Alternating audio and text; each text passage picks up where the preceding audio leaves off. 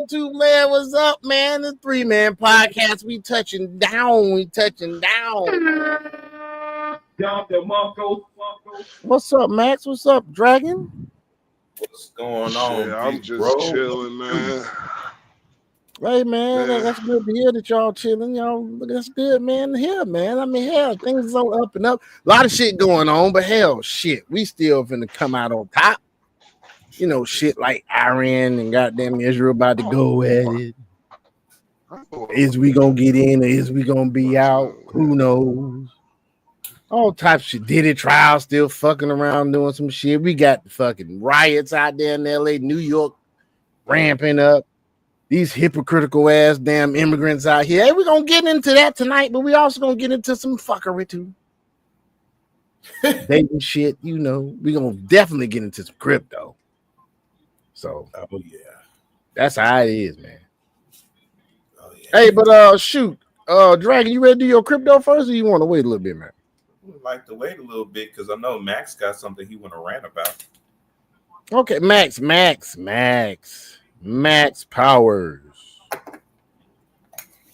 Max Powers. Power to the max, man. Max Powers. What's going on, man? What the heck is going on with Max? All right, we're gonna have a damn party until Max get back. Let's go, baby. 2 minutes left. Come in now. Yeah. Like last call at the bar. Y'all hear this? This is an artist that I'm helping. His name is Chad, but I forgot what he go by. We been waiting for Max to go. Let's go! 6 seconds, put it on the clock. Pressure all on you. Watch as there go Max. There go Max. I don't know what happened. Now, what was you saying? I ain't hear you. What did you say? Yeah, you got anything you want to rant about? Man, honestly, bruh. You've been doing pretty good. Hadn't been nothing you needed to, cut somebody ass out about. Man, what is with these niggas out here? Here we go. Bruh. Here we go. No. Hold on. Here we go. Max Mumble Ram. I don't understand. Man, hold on, man. I need another beat, man. If you're gonna play some music, I need something that make me like about to read the nigga the riot act, nigga. Really? Yeah, nigga. You need some. Like, no, you don't got nothing else, nigga. Copyright, remember? Do what now?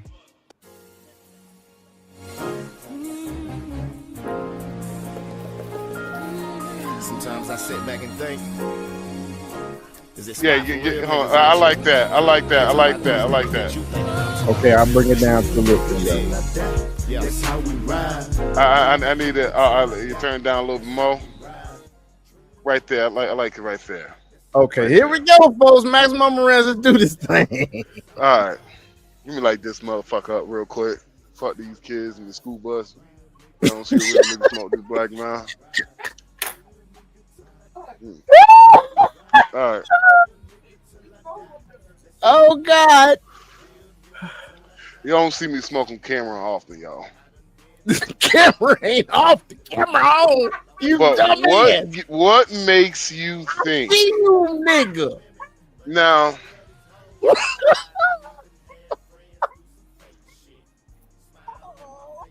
what makes y'all niggas think?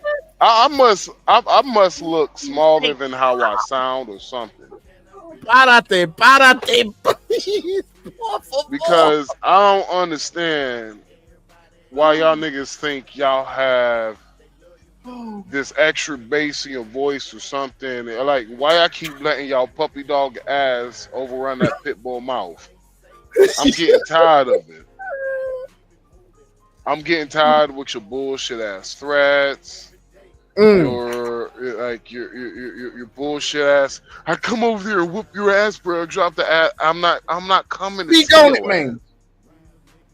Now, I had something that happened to me probably like an hour, maybe an hour and a half, 2 hours ago. I had a nigga I'm about to get ready to pull in this spot. This nigga just pulled in this motherfucker. And this motherfucker's in a pickup truck with a small ass trailer. I'm like, listen here, nigga. You can park anywhere, bruh. And no, they ain't gonna have a problem with you. But I'm like, bruh, I'm in 70 feet of this motherfucking vehicle, nigga. You think I can park anywhere, nigga? And this nigga, he had to be an immigrant. Had to be an immigrant. He said, fuck you. I was like, fuck you, fuck me. I was like, you know what, nigga? You gonna, I can't wait till you wake up in the morning, nigga, try to figure out which brake doesn't work.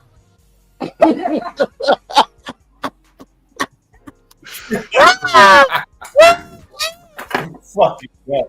Oh, I got the camera up. Fuck this shit. Hey. Ooh. I can't wait till that nigga. And the funny thing is, I let that nigga know. I'm like, I'm the asshole you took the parking spot from. Well, I hope you figure out which. Which brake is working nice and perfectly. Wow. You want to hear the funny shit is? Wow. You want to hear the funny thing is? You want to hear what's funny? I ain't doing shit. I ain't do a goddamn thing to his brakes, nigga. I just put that sign on here because I know his ass gonna check all his goddamn brakes. This nigga about to waste a good 2 hours for nothing. For nothing. Gonna be behind on this shit and everything. That's what you get. Than the motherfucker.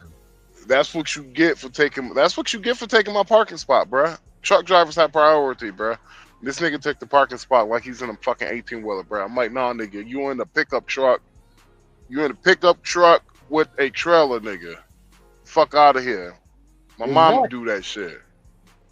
Damn, man, I want to black him out so bad right now. And so this nigga thought he thought I was small. He said I'll whoop your ass. I hopped out the truck. This nigga hopped in his this nigga hopped in his pickup truck. Was like, get away or I'll call the police, nigga. And I was just like, What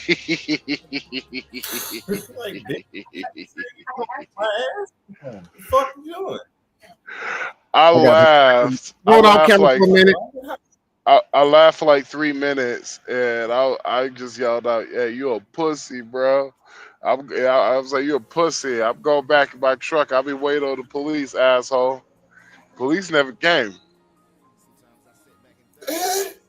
So he lucky.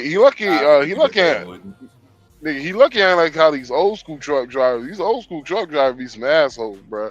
They said they would call DOT on your ass like, yeah, man, I saw a truck heading east with this DOT number. I saw him sniffing some white stuff, and he got in his truck and started driving. I was like, yo, y'all used to do some shit like that? He said, hell yeah. Damn. Yeah, hell yeah. Well, the craziest thing is you have dudes. You have dudes who hop in the truck and they will like, they will be nonchalant with their bullshit. You feel me? Yeah. Right. Like, I have seen many truck drivers smoking blunts while driving, nigga. Damn. I have seen many truck drivers. Boy, that's some shit there. Well, it's my thing is it's like I told the DOT. I think it was like a person who was like third in command of the DOT. But I was like, it's something I told her. I was like, bruh, if you having 80% of all of your failed drug tests are fucking for weed, bro. I was like, at what point do you figure something out? They filling them left and right, man. 80%, though. 80%? 80% of all DOT failed drug tests has been for weed. Good God. I said two things. It's either something wrong with the people or there's something wrong with the law. Mm-hmm. There ain't nothing wrong with the test. Just picking that shit up every time. And he was just like, like he was just like, he was like, oh, if we do that, it would be so many accidents. I was like, bro, if you do that, I guaranteed you that accidents will decrease by 50%. And I was like, y'all basically, y'all gonna have safe truck drivers. He was like, why you say that? He was like, I was like, half of these niggas gonna be so fucking paranoid, and they gonna be checking the shit out of this shit. They're gonna be on the up and up, boy. I'm like, they're gonna be so goddamn paranoid. They're gonna be checking on their shit. They gonna be goddamn driving 55 and a 60. Niggas gonna be in the right hand lane. You be like, yo, why the fuck is this traffic in this right hand lane? Nigga, all the truck drivers going 55, man. Niggas chilling. I'm gonna tell you, I've been seeing that a lot lately, bruh. What? Truckers in the damn right. Good God Almighty. Good God. Truckers in the yeah. Yeah, let me send this. Good God. Huh? Hey man, it's just that time of night, bruh. You just see shit all the time. You can't go on IG without seeing it, bro. You try, but it don't work all the time. You take a look and see what you get for top. I might get ready. I don't even use my IG anymore. Oh shit! Here goes something we can talk about. Use it for business purposes. I got candy, goddammit. That's the only reason. All right, check this out. So Max, you done with your rants, bro? I was actually in the middle of fucking talking, then you started laughing. My bad, man. Like, My I gotta bad, share this and shit. Dude, I'm sorry. I'm sorry. It's the tree, man. You might as well start. Show what you want to show. No, it's the tree, dog. Go ahead. My bad. I forgot what I was going to say anyway. You might as well start it. Okay, well, fuck it.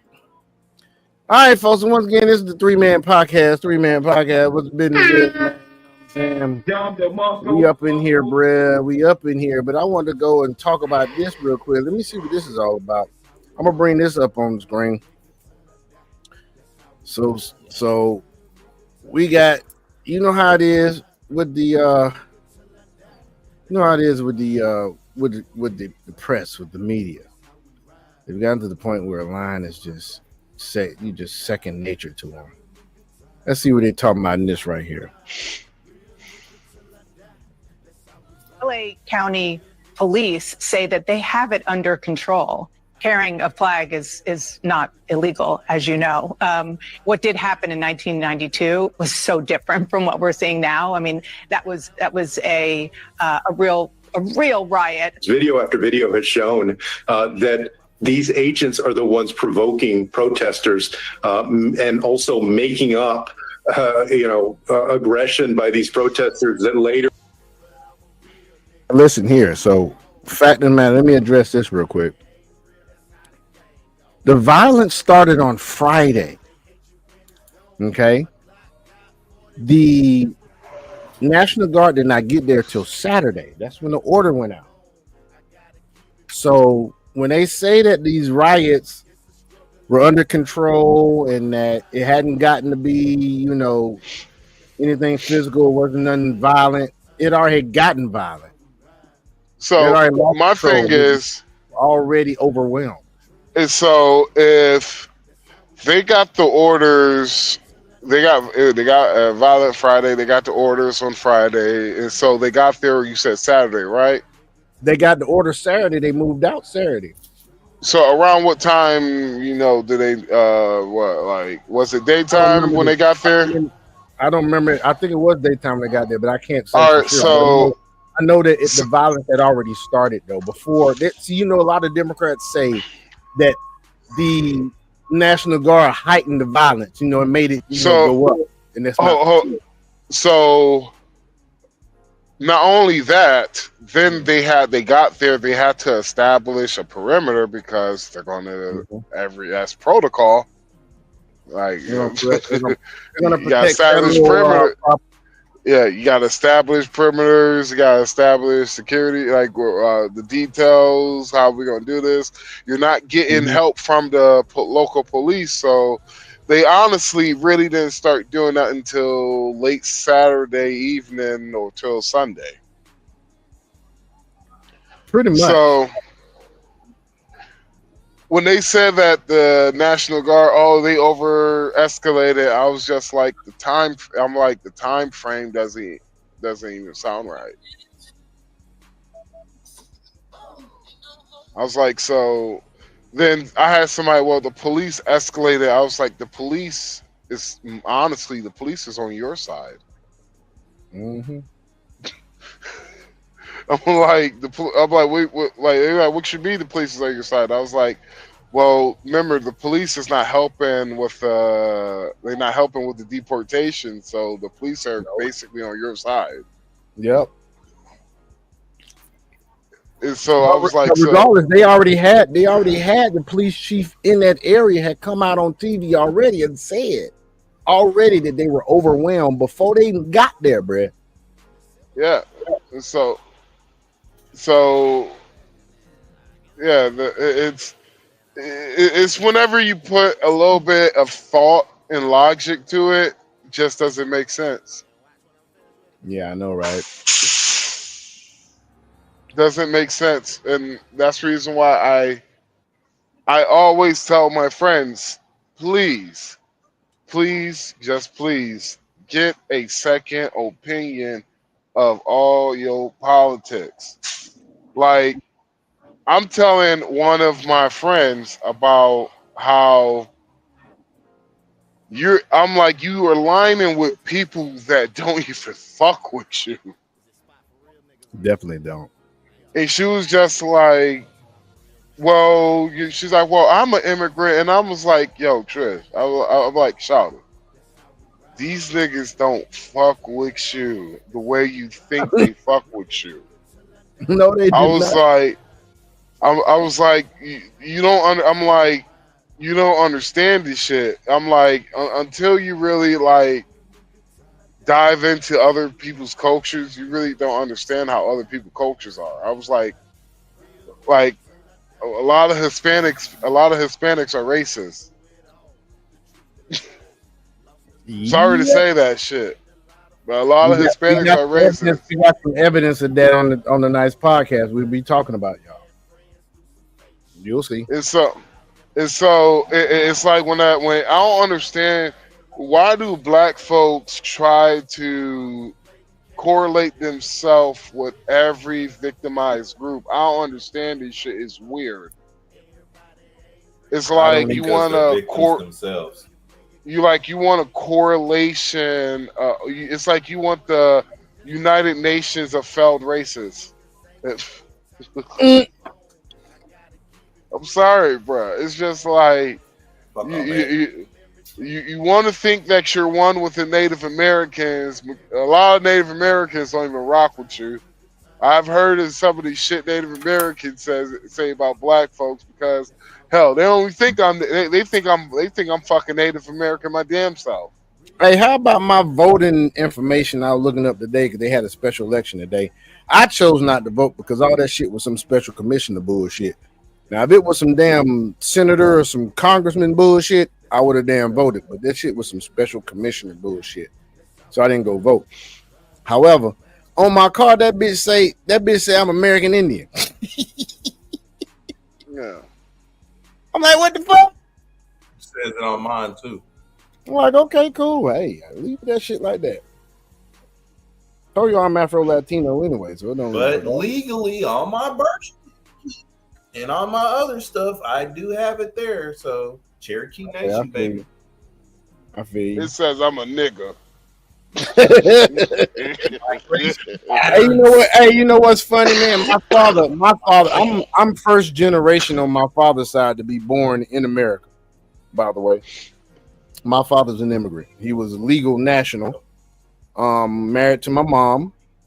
Working, so he had to pay taxes, all that shit. He worked at a hospital. You cannot get paid under the motherfucking table working in the hospital. There's no respiratory. You also have to have credentials, and you got to have your license that you got to register for with the state.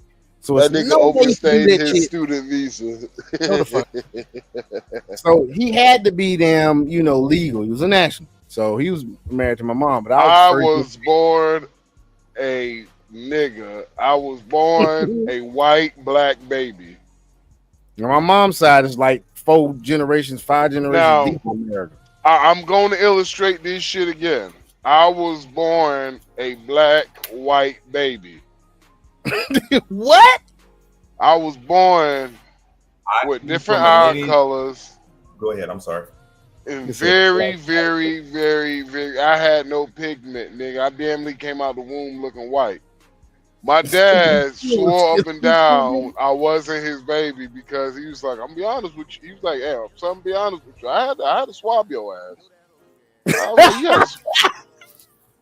like, you had to swab me." He was like, "I was like, that's fucked up." That nigga dumb, man. He said he had to swab it. Man, this is a true story. I He was like, taught at the age of 8 how. You was what? What you said, Drake? Drake, what the fuck I you was said? saying that by the age of 8, I was not only how to throw a throwing axe, but how to scalp and how to use a guitar string. You knew how to scalp somebody. Y'all still scalping Cherokee Nation? They teach him how to kill shit. A double-headed throwing axe. There he go with that shit. I mean, hey, I don't know nothing about all that now. Yeah, I know my mom South Alabama some niggas that was at some rice plantations. I know I ain't no Indian. Hey, show. Yo, this nigga dragging. His teacher is at 8. My daddy's side is Guatemalan Jamaican. Hey, the motherfuckers in goddamn plantations and motherfucking probably on some bean or some tobacco plantations in goddamn Jamaica and goddamn Guyana. So at the age of 8, at the age of 8, this nigga was learning how to kill the white man at the age of 8. Little terrorist. You will kill the white man. I will teach you. We will teach you how to create weapons with quick charge. Shut up. Damn it. Shut up. Hey, I ain't saying shit. Shut up. That's Max, man. Not you. Motherfucker running his mouth. Shut up. Shit. I ain't saying that. You're talking too much now. Yes, you did. Hey, back to the video. Hold on, back to the video, dog. Your video shows people were not aggressive. We are having an administration that's targeting peaceful protests, people that are there to protest. The president is sending the National Guard because he doesn't like the scenes. Peaceful, but you see that fire back there, don't you? It's like this, bro. Fire, right? It's at this point. It's Hades back there. It's at this point I'm wondering, do anybody who support them, do y'all even believe this shit they even say anymore, bruh? He sent the National Guard because he hate what he's seeing. I was like, are you fucking serious? Is that what you think is going on? I just want to know what portion of it is AI and what portion of it's real. All I gotta say. Well, a lot of this shit real, but I understand that the concern about AI. But they also said there's a lot of corporations that's funding these fucking the new Kings protests. There's a lot of corporations that's funding them shits. That's already been proven. I ain't the first one to say that shit. Well, it's like because of what Trump did, we're currently actually the deportations is actually working. We have had a lot of self deportations has happened in the last 4. We actually have had we actually have net immigration the first time in 50 years. Didn't they say something about the fentanyl arrests have gone down? Well, the reason why, because it's harder to get. It's fucking hard to get shit over the border now, nigga. It should be shit. That's shit. When motherfuckers was like, well, we just build tunnels and shit, and I was just like, do you know how much money it costs to build an actual Lord. tunnel? And I was like, you know how many Mexicans fucking die? I was like, you realize they have to dig underneath a fucking river. Under the river? Yes, the Rio Grande. You got to dig over under the Cave. river. Yeah, they have to. Ooh, shit. That is dangerous. You got to know how deep to dig. You got to know how deep to dig. You got to dig way, way deep because you. Ooh, shit. That's why I said it's gonna. In most places, you got to dig. Asses too. I mean, smooth. I think what? Hold on. Let me see what the geography look like on this shit. Really increased chance of like a collapsing of the damn tunnel underneath that riverbed. Yep. Damn ground is soft as fuck. While he's doing that, we're gonna listen some more to this. He doesn't like the scenes of people peacefully protesting. Unrest is isolated. LA is home to millions of people, most of whom are having a normal day here on Sunday. You know, you've heard reports that there are riots on the streets of Los Angeles. That is not what's happening across the city of Los Angeles. Governor Newsom's right. There wasn't anything like a riot happening on Friday, Saturday. We just witnessed a protester thanking a National Guardsman for his service here in California. LAPD, by most estimates, had this under control last night. No, I don't think the National Guard is needed now. Things in LA are calm. There was a protest that got a little unruly late at night. There have been no violence where anybody that was protesting hit anybody, shot anybody, threatened anybody. It's nothing has happened. You see, they just lying, folks. You see this? So they just lying. So the Rio Grande basically covers the border throughout the whole entire United States, southern border, until you get to California, and you're only talking about 100, maybe 100 miles of border, and that's probably where that's where probably majority of the tunnels might be at on the West Coast. But besides that, you ain't building no tunnel on no fucking river. Sorry. Only thing I can think of is far West Coast where the Rio Grande, there's no more river. So that whole tunnel shit, that shit is out of, and you gotta remember California does get earthquakes. So yeah. Man, good goddamn. Yeah. And so it's with the whole, like, the price of the brick of everything going up, y'all. It's gonna be going up soon. I hope y'all prepared. Hope y'all been saving y'all money. Because what you mean the price of the brick is going up? You talking about some earth? Well, the price of everything gonna go up soon. No, I'm talking about price of everything gonna go up soon. Why? Because all this unrest and shit, and the risk of fucking war. Well, it's gonna the price of everything. It's gonna make gonna make. Go ahead. Go ahead. No, go ahead. No, go ahead. I'll say what I need to say afterwards. No, just say what you just I was line up my cigar. I'm not too worried about it. Y'all playing tennis right now. Come on. I was just gonna say I'm not too. I'm not worried about that. So, and I know a couple of other people that's not necessarily worried about it either, because as long as they've been doing their investments, you ain't got nothing to worry about because you have that side liquidity. So, well, it's gonna go. The price of everything, it's gonna go up briefly, probably like for a couple of months, and we probably might go into a little controlled recession. Then that's where you're gonna start seeing price of shit start drastically dropping. Well, and that's the reason why I put in our group that recession stability factor in regards to the assets. That's why I put that shit in there. This stable coin. That's why I put that in. Stable coin. The key word. Look, and here's the thing. The key word about that is stable, which means flat across the board. And in regards to when there is volatility, and or if there is inflation, a coin is going to stay at exactly $1. That is what its intention and meant to do. So you make some money in some coins, and then you switch it over into stable, so it won't lose no fucking value. And keep stacking it, stacking it. That way, when it rolls up this that way, you're set all across the board. Put them in the stable coin, baby.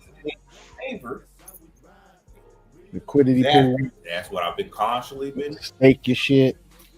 And anybody that's been allocating their assets like that, they're not worried about it. Trust me, because we understand how the recession goes. Hell, even Andre and Andrea from Love and Crossing Borders, he's done research on all the recessions and other stuff that's happened here in the United States, and how there's some people that have come out of it, but there's other people that have not taken advantages of investment opportunities right before those things happen. The individuals that took advantages of investment opportunities right before it happened, while it was happening, and then they made even more money afterwards from it. And I was like, okay, I see. Look, and here's the thing. This is probably where we're about to get into crypto just slightly, and I'll pause it. But as you see, there is an economic and financial shift. Things are changing over more digital. Remember, the last time there was a quote-unquote war or anything else that happened, there was another economic shift. Every single fucking time. This is the same thing. It's correlating back from when Bush was president, when Bush did stuff to go to war, and other stuff afterwards. Look at what happened to the economy and what changed in the financial areas and those markets. Because around that same time that happened, wasn't it the internet boom? And I'm talking about, when what was it? Desert Storm. When Desert Storm happened, time to where get some gold, people. Get some gold, people. Gold continues to be valuable. Right. So look and pay attention to what happened. Pay attention to what happened at that time and what happened. A new revolution happened during that war. What's happening right now as we speak? There is a war that's going on. There's terrorists that's going on. There's all this stuff that's happening. So things are changing. So in order for you to be stable, get into some stable coins. That way you will have that stability. Otherwise, you will be impacted. Anyway, go ahead and continue. What is just a bunch of people having fun watching. Well, shit, you want to go ahead and get into demonstrators were crypto? very peaceful. They were chanting, they were shouting. People were driving after he does by, honking their horns. That's it. We can go into crypto news, man. I will talk about the other shit later. So here we go, folks. We gonna go into crypto news, boy. Drag on. Well, one of the things that I definitely want to go ahead and talk about is what the Senate is doing. That is going to be a major thing for us, and this is an article that did come out. Well, it is 11:37 p.m. my time, so it still came out today. But they're looking to go ahead and pass the crypto regulations. So listen, the Senate passes crypto regulations, sends the House without addressing Trump's investments. About fucking time. Maybe it clicked for them to realize, you know what? It's not actually Trump. It is his children that actually operates and own legally fintech companies and corporations that understand blockchain technology, understands the dynamic of where things are going, and is a pioneer in that area because first and foremost, he's a businessman and he teaches his sons business. His sons are the ones that were actually into crypto and then brought it to his attention to say, hey, this is how much money you can make because this is what we're doing. These are the legal steps that we need to take to go ahead and do it. And Trump's like, go ahead. And look at where he's at now. And he made money legally, not illegally, like Nancy Pelosi. are a couple of other people that we can call out in the Democratic Party and other areas that actually does insider trading. Like before NVIDIA dropped, how they sold a whole bunch of their shares, made a whole bunch of money. And then that time NVIDIA had plummeted, but they made a whole bunch of money due to insider trading. We're not going to talk about people like that. So let's continue. Yeah, I'm going to call you out, Nancy, because you was wrong for that. You was wrong. You and your other Democratic Party members in there that's on that BS, at least he's doing stuff legally. And I have to commend that businessman for doing stuff legally versus doing undershady stuff by doing insider trading. Because and here's the thing, and what's funny, once the thing about insider trading was put up on the table, all of a sudden now they don't want to talk about Trump's investments or anything else like that. Let's go ahead and get into this article though. The Senate passed legislation Tuesday that would regulate a form of cryptocurrency known as stablecoin, the first of what the industry hopes will be a wave of bills to bolster its legitimacy and reassure customers. The fast-moving legislation, which passed by a 68-30 vote and will be sent to the House for potential revisions, comes on the heels of a 2024 campaign cycle in which the crypto industry ranked among the top political spenders in the country, underscoring its growth influence in Washington and beyond. 18 Democratic senators crossed the aisle to vote for the legislation on Tuesday, siding with the Republican majority in the 53-47 Senate Republican. Senator John Holloway and Rand Paul were the only members of their party to oppose the measures. They don't see money in these idiots. It was the second major bipartisan bill to advance through the Senate this year, following the Laken-Riley Act on immigration enforcement in January. Still, most Democrats opposed the bill. They raised concerns that the measure does little to address President Donald Trump's potential personal financial interest in the crypto space. See, these Democrats, man. We weren't able to include certainly everything we would have wanted, but as a good bipartisan effort, said Senator Angela Brooks Monday. Brooks, a co-sponsor of the bill, added this is an unregulated area that now will be regulated. Senator Bill Hartley, Republican out of Tennessee, the bill's sponsor, said on the Senate floor ahead of the vote that the legislation will have far-reaching implications for the financial system. A paradigm shift in development that he believes will bring to the 21st century. Let me run that back. A paradigm shift. Anytime there's a paradigm shift, what happens? There's a bunch of chaos and a whole bunch of dismay. Or what their old slogan that a bunch of people used to tend to have forgotten, but I still remember because I pay attention, and I'm glad that I remember that old saying: order out of chaos. So with all the chaos of what's going on right now and how everything is all up in arms, so where there's a paradigm shift they believes will bring to the 21st century, and that will have far-reaching implications for the financial system. With this bill, the United States is a step closer to being a global leader in crypto, Hardy said.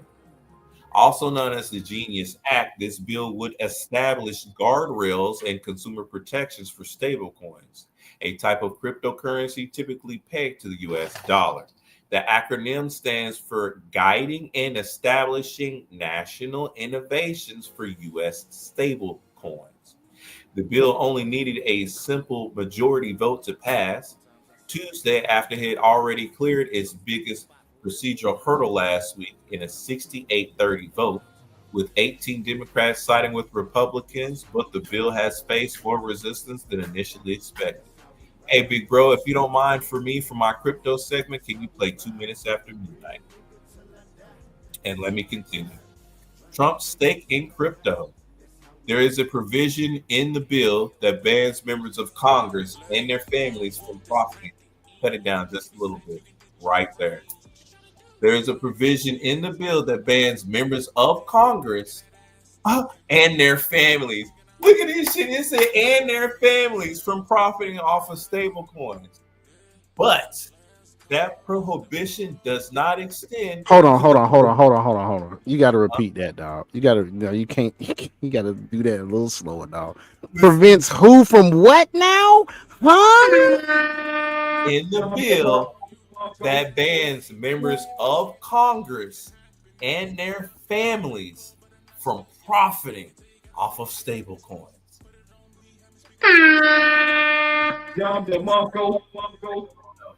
But guys, that is very, very, very significant. But that prohibition, yeah, because that means that Nancy Pelosi and all of them, I'm gonna keep calling her ass out. That means them they can't. Chuck Schumer. Yep, all of them. They stuck now. Hey, you know what? Jasmine Croc shit. I think that's the reason why they were so upset, because of how much money Trump was making legally, and they still couldn't do it because they couldn't figure out a way of how to. You got to develop their own coin in order to do it. Right. I don't know where they're gonna be able to do it. And since they didn't get in when they're supposed to get in, they can't do it. Right, and Trump was able to do that with his Trump coin, which is a meme coin, which is He did it before the fucking shit went into law. Shit's still going through Senate right now. And then here's the other thing too. Like I was saying, Trump coin is a meme coin. It's not a stable coin, so it couldn't affect his family anyway. Now with the other what if it converts into a utility coin down the road? It still wouldn't do anything because it's utility. It's not stability. I'm saying that's something that could happen to it. The truck could still make money off it. Oh no, that's what he's gonna do. He's gonna want to make it a utility token because that would be the best thing to do, or keep it within the DeFi area, so that way you would have yield bearing stuff.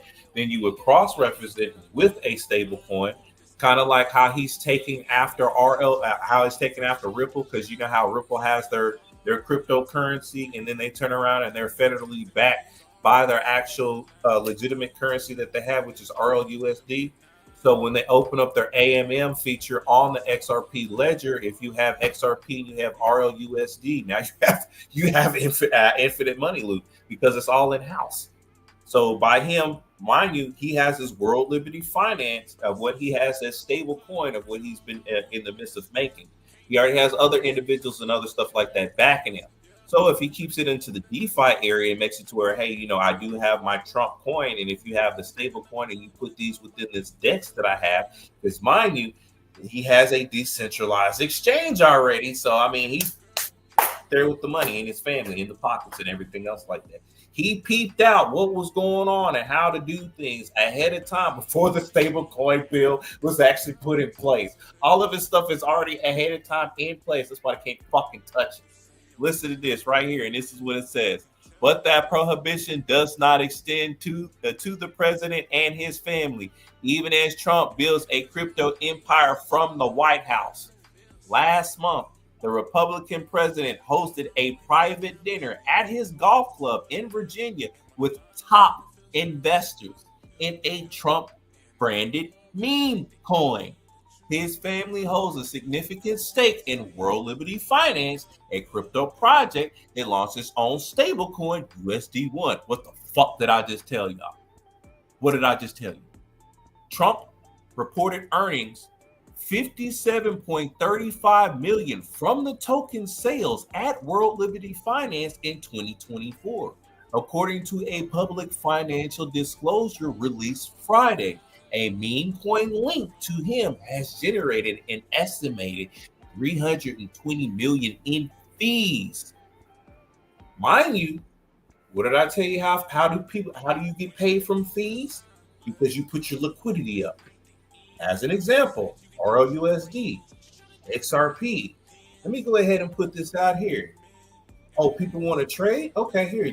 I only want to get paid off of the fees. So if there's, let's say, over 5,000 transactions, that's done, and I get a significant portion per transaction, aka fees, then there's a potential, because like how Trump did his, how many people bought into it, how many people started trading and everything else, that's how he got that estimated $320 million in fees. through the earnings that are split among multiple investors. Trump, the same shit that I'm telling y'all to get into, Trump is doing it right here in your fucking faces. He's doing it right here in your faces. And I'm telling y'all how to get in. Why you can get in where you fit in now. No fucking excuse because the president's doing it. Now, mind you, he created his own, but you can still invest. You can invest in some of the Trump coin if you desire, if you got money like that. Then I would definitely say to invest in the World Liberty Financial Crypto project that he has going, which is USD1. I've diversified personally. I'm not giving you financial advice, but I'm just telling you how I'm flipping this flapjack. I'm diversified in a multitude of stable coins that's legitimately authorized through the SEC. Why don't you go ahead and let them know what happened to you today, bro? What happened to you that's important today? Oh, I got my diploma in blockchain technology and applications. Entry level. Let me let y'all know. Thank you, brother. Let me let people out there know that's looking to want to get into tech or anything else like that. By you getting that literally entry level puts you immediately at 60 to 80K entry level. Mid-level, that's when you're starting to make anywhere from 80 to 115K. When you get up to professional level, that's when you start getting around the 200 to 220K mark. If you add a couple of other certificates behind that. Hey, Dragon, what did it cost you to get that? If you don't mind me asking. It cost me $100 for that course. Okay. What? And I know the basic fundamentals of not just basic fundamentals, but basic, medium, and advanced of blockchain 1.0, 2.0, 3.0. I can tell you what Cordy is. I can tell you what the Ethereum virtual machine is. I can tell you how Bitcoin operates. Hell, I can tell you about hyperledgers. I can tell you about land management to be put into a ledger system that doesn't have any cryptocurrencies like how they're doing now, putting all the stuff on the blockchain. So all that I can explain to you up and down. I can even write you some code in regards to that.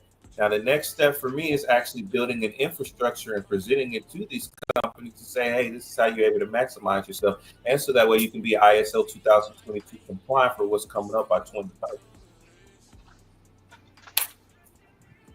And how to actually create cryptocurrency inside the ledger system. And make That man on his shit.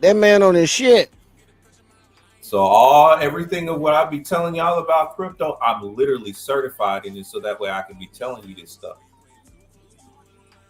So, yeah. But let me go ahead and finish up with this article. Before I say that, and the next step is actually blockchain architect, and then that scales up to Amazon Cloud. That also scales up to Google Cloud Engineering as well too. So if you're able to maximize ledger system blockchain technology with cloud technology, which that's technically what it is, or then we can get into the Internet of Things as well too, which is blockchain technology without the blocks and without the actual chain, where you have your smart TVs, your smart homes and all of that stuff like that. All of that is the Internet of Things, which a lot of people don't know. That's all on blockchain technology as well too. All of that stuff is interlocked and interlinked with the multitude of companies. That's all situated on one centralized ledger. This partitioned out much differently. And hold on 1 second. I need to do this real quick.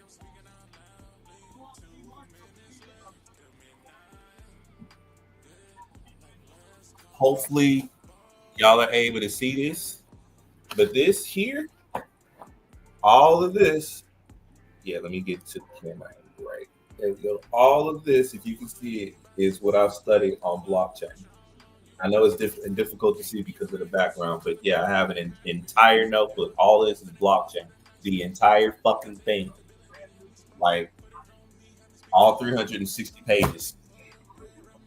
So, when I give y'all information, it's not from just the financial side, but it's also from the tech side too, because of the integration of the systems and the people that are networking, the institutions, stuff like that. You want to follow the money. You don't want to follow Diddy with some baby oil. I'll follow Trump real quick with his stable coins, though. So let me continue.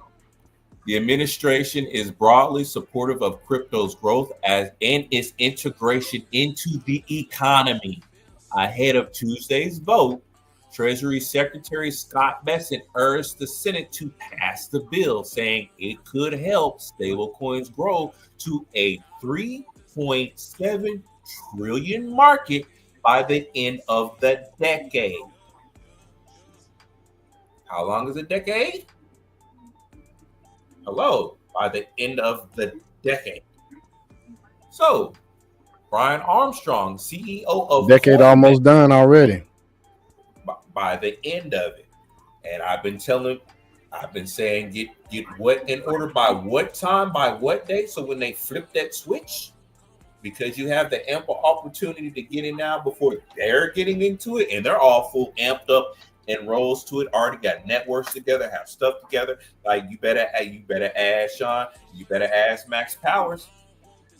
They will tell you from the information that be flowing through our network. They see all the interlockings and who's dealing with what, from your Saudi prince to your Japanese government to your Chinese government to your Brazilian government to your Irish government. UK is all over it as well too. Europe is definitely sniffing in it with the micro rules and regulations that they have, in which that's to where the Genius Act is in compliance, similar to the micro rules of what they have over there in Europe. Because that was the framework of where they copied it from, so that way they can have something over here in the United States, but then as well make sure that the United States keep its supremacy as the world's reserve currency. Why do you think that Circle had its IPO initial public offering that BlackRock Group had invested in? 21 Investments had invested in. Hell, even Trump had invested in some of it as well too. Well, not Trump per se, but his asset management group that he has in regards to crypto, they've invested into it, which that makes it a legitimate stable coin. The only thing that they don't have that Ripple has is the SEC backing. But Circle, USDC, legitimate stable coin that is used globally, and they've actually initialized themselves over there in Brazil with the Baza Group, BAZA,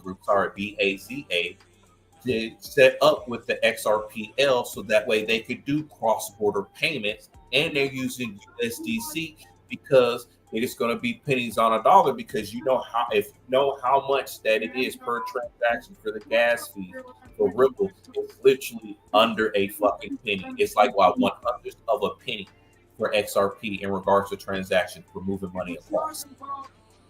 And that cross-border money is USDC, so that way you can get the digital Brazilian real that is on the XRP ledger. So now you can go to Brazil and or South America in the various different areas and interconnect those funds through the ledger system using USDC and other stuff like that.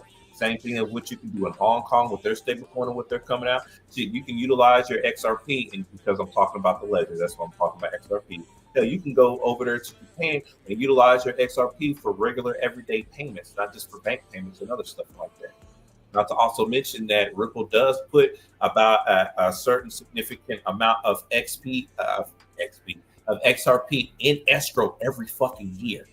So by them putting that XRP in escrow and locking it up and making it to where can't nobody touch it to distribute it out a later time, that allows the value to go up, and it makes it to where stuff is not being burnt up because of how many different companies, countries, and different individuals, developers, are building and utilizing XRP on the XRP ledger for cross-border payments, minting stable coins, like how BlackRock Group is utilizing Build, their stable coin, on the XRP ledger. Ondo Finance is also utilizing their stable coins on the XRP ledger as well too, which they're minting. So they're buying up significant amounts of XRP in order to go ahead and mint because of the price cost, the gas cost for fees for it. So you're saying Ondo is a stable coin? Yeah, Ondo Finance has created their stablecoin, OUSG. OUSG? That's one of the ones that I was saying. OUSG, okay. OUSG. But yeah, they've been minting that like crazy on the XRPL. We can't get access to the bill because we're not a major financial institution. If we were, I mean, then we can haul at BlackRock Group in regards to their stable coin of what they have. So, like I said, if the asset management groups are coming up with stable coins, these countries are coming up with stable coins. Shit, remember I had talked about the other day the joint venture between these banks, which is Bank of America, Wells Fargo, and another one, which they're coming up with their stable coins, so that way they can still be of value, of legitimacy here, because the fintech companies and other stuff are literally banging their asses out, because you get more bang for your money in regards to stable coins than you do for holding your money in a regular bank. What is your APR and APY in a regular bank versus what you get with stable coins? Because off the fucking rip and muscle, you get anywhere from 4.6 up to 9.9% APY and APR for investing in stable coins and holding it, versus what you would do at a traditional bank, which is 0.01% to 0.02%, or with an accredited credit union with the $5,000 minimum deposit and the 3-month maturation rate, just to get 4% or up to 6%. But I'm still topping your 6% by going up to 9.9%, a possible 10%, just for holding USDC or OUSG on Kraken, on crypto.com, on Coinbase. So by me diversifying my assets and holding it there and allowing it to exponentially grow, then doing like how Trump is doing by being paid by these fees, because I'm putting my stuff in liquidity pools for people to go ahead and trade, because I know how people are in regards to finances with their emotions. I'll put my stuff up for y'all to play with. Just pay me these little fees and other stuff like that. You can play with all you want to. I'll make sure that I look at impairment loss to make sure stuff isn't going too bad. Pull my stuff out what I need to. Just wait a minute and put it right back in there again. Same stuff Trump is putting. I'm just doing it on a completely different scale. I don't have the billions that he has yet, but I will. But let me go ahead and finish up. I'm sorry. Brian Armstrong, CEO of Coinbase, the nation's largest crypto exchange and a major advocate for the bill, has met with Trump and praised his early moves on crypto. He praised the president on his early moves on crypto. This past weekend, Coinbase was among the more prominent brands that had sponsored a parade in Washington. Commemorating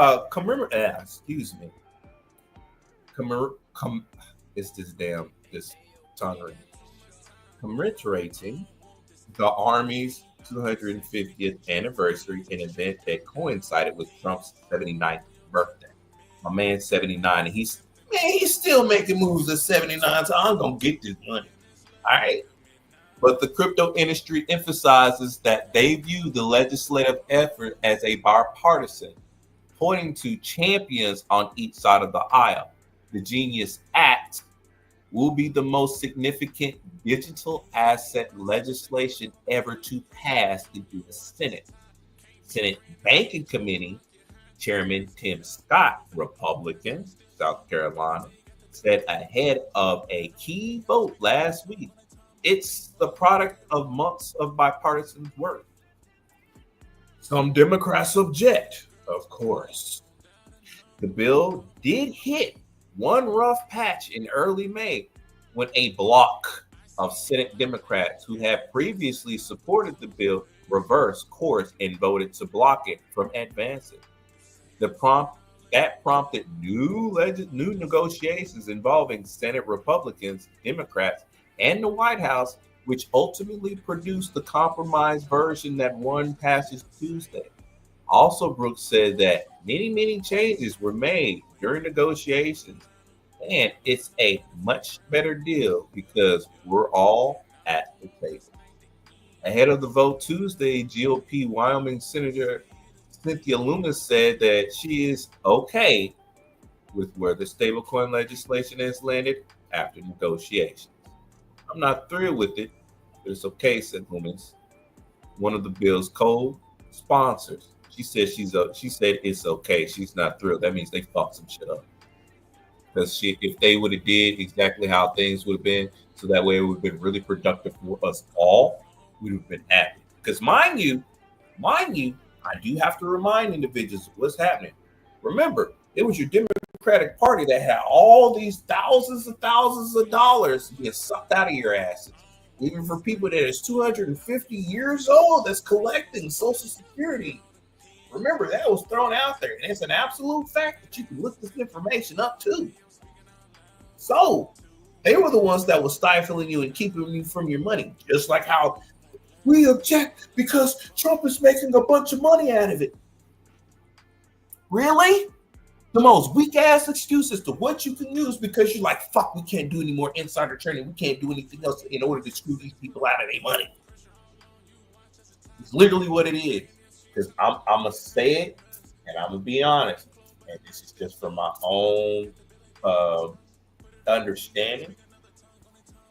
When Republicans get in office, when there's individuals that are financially literate, understanding, and knows the networks and ins and flows of how certain financial vehicles work, they always seem to make it on top. Same thing like the last time when Trump was in office, and when it came to like a personal business and other stuff like that, motherfuckers were making it. The moment he got out of office, what happened?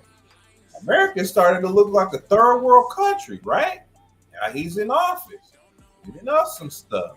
There's a bunch of chaos that's going on because there's some stuff that has to get straight. Ultimately, people that's investing into the new financial area and making sure that they're moving ahead of time, they all seem to be up and making some fucking money. So when stuff seems to go up and rise, they'll be having some stability across the board. Some of y'all ain't peeping that. Other y'all that's peeped that, kudos to you and congratulations to you because you were preemptive and you were a pioneer and you peeped and you seen that writing on the wall. Okay. So, Senator Elizabeth Warren in Massachusetts has been in the most outspoken as the ranking members of the Senate Banking Committee, warning that the bill creates a super highway for Trump corruption.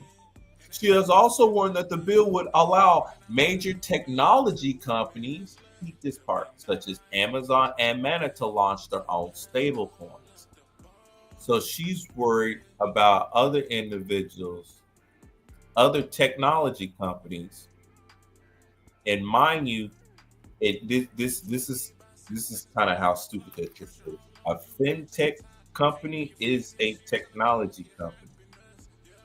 And technically, when those companies and corporations have like gift cards, or if they have like in-store credit, so to speak, or like, you know how when you are getting, if you get like a bad item from Amazon and they give you store credit, or you have your Amazon gift cards of which you put your money into to load up to actually spend at Amazon, or like with PayPal as an example. So you mean to tell me there's an issue with them in regards to having a stable coin because they have to make sure that they meet SEC regulations that actually have the actual financial backing, audited services, and ledger stability in order to indicate that they have these coins of what they could use to take away said Amazon gift cards and have an actual stable coin that you would still put said money into like you would do with the gift card. You would just buy their stable coins to utilize specifically across their network because that's the only way that their quote unquote coins or their cryptocurrency across their ledger would actually work, because that's the gas fees.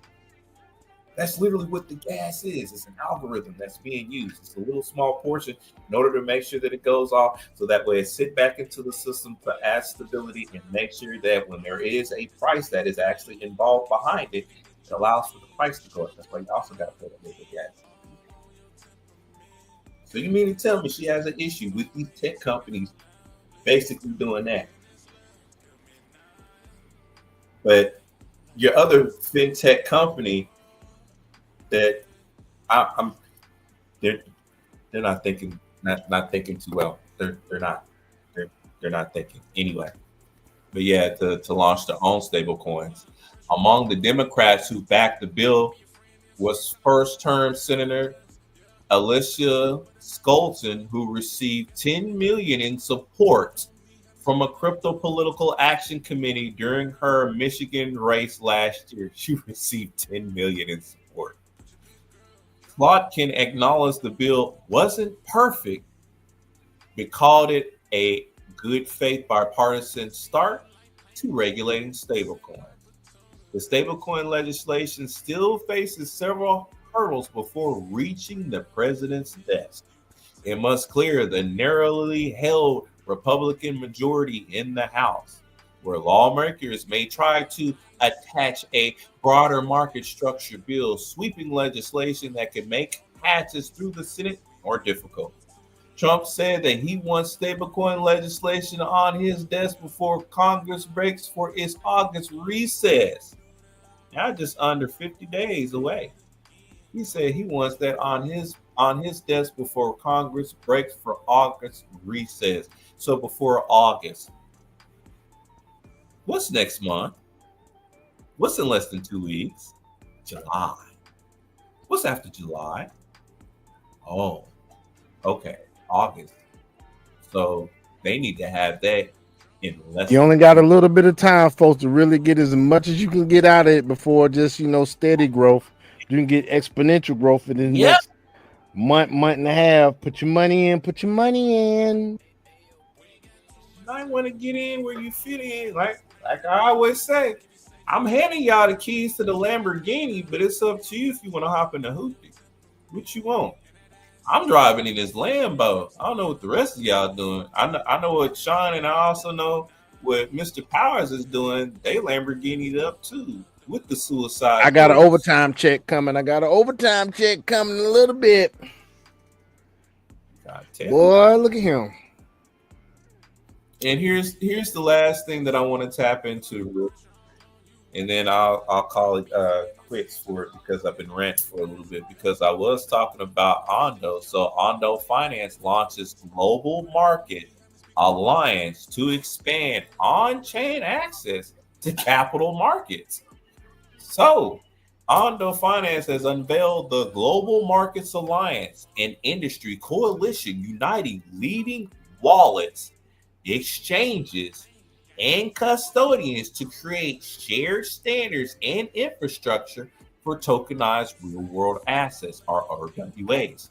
Founding members include the Solana Foundation, BitGet Wallet, Trust Wallet, Rainbow Wallet, Jupiter, BitGo, Fireblocks, 1inch, and Alpaca. That is a whole bunch of founding members. The alliance aims to accelerate the adoption of tokenized securities by standardizing technical and compliance frameworks, enabling cross-platform interoperability, and improving access and liquidity for investors globally. And I know exactly how they're going to do that shit with their API network and overlaying their blockchain by implementing either 2.0 or 3.0. They can interlock each one another for the wrapping sequence, so that way they can sit up there and send those coins to one another as well too. That's exactly how they would get this shit done. The announcement comes. I'm sorry, I had a tech moment because what I've been studying and learning, and I've been able to piece this stuff together like how they be doing stuff. The announcement comes ahead of Ondo Global Markets, a forthcoming platform that will allow non-U.S. users to gain direct on-chain exposure to U.S. public securities such as stocks, ETF, and mutual funds via integrated applications and wallets. By them doing that, that's also going to allow more money to flow into the U.S. market.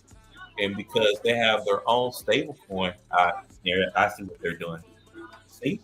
They're doing it too on a whole nother play. Listen to this. Access to U.S. capital markets has long been gated and inefficient, said Nathan Alman, CEO of Ondo Finance.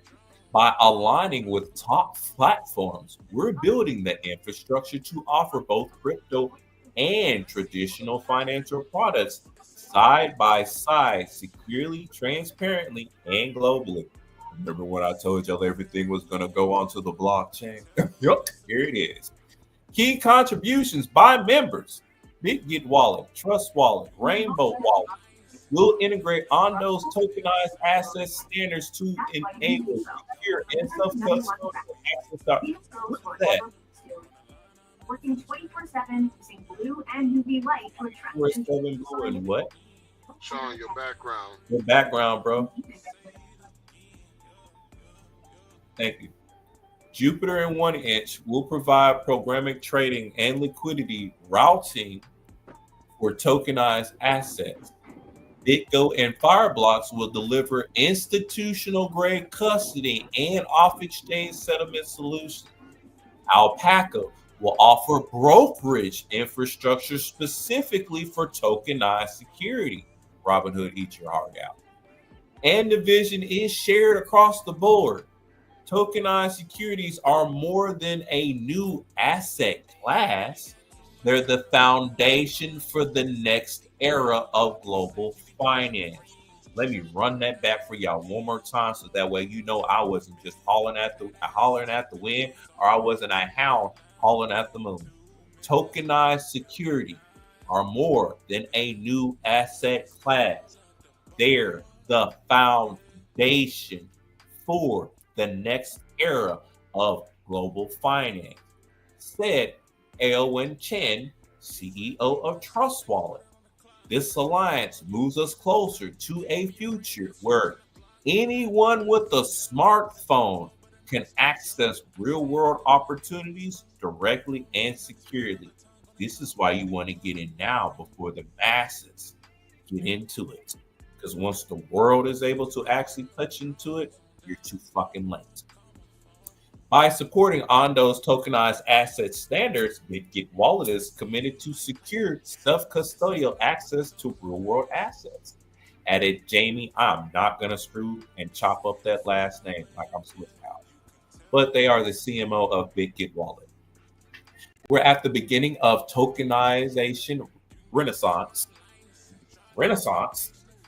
Said Cash Daha, COO of Jupiter.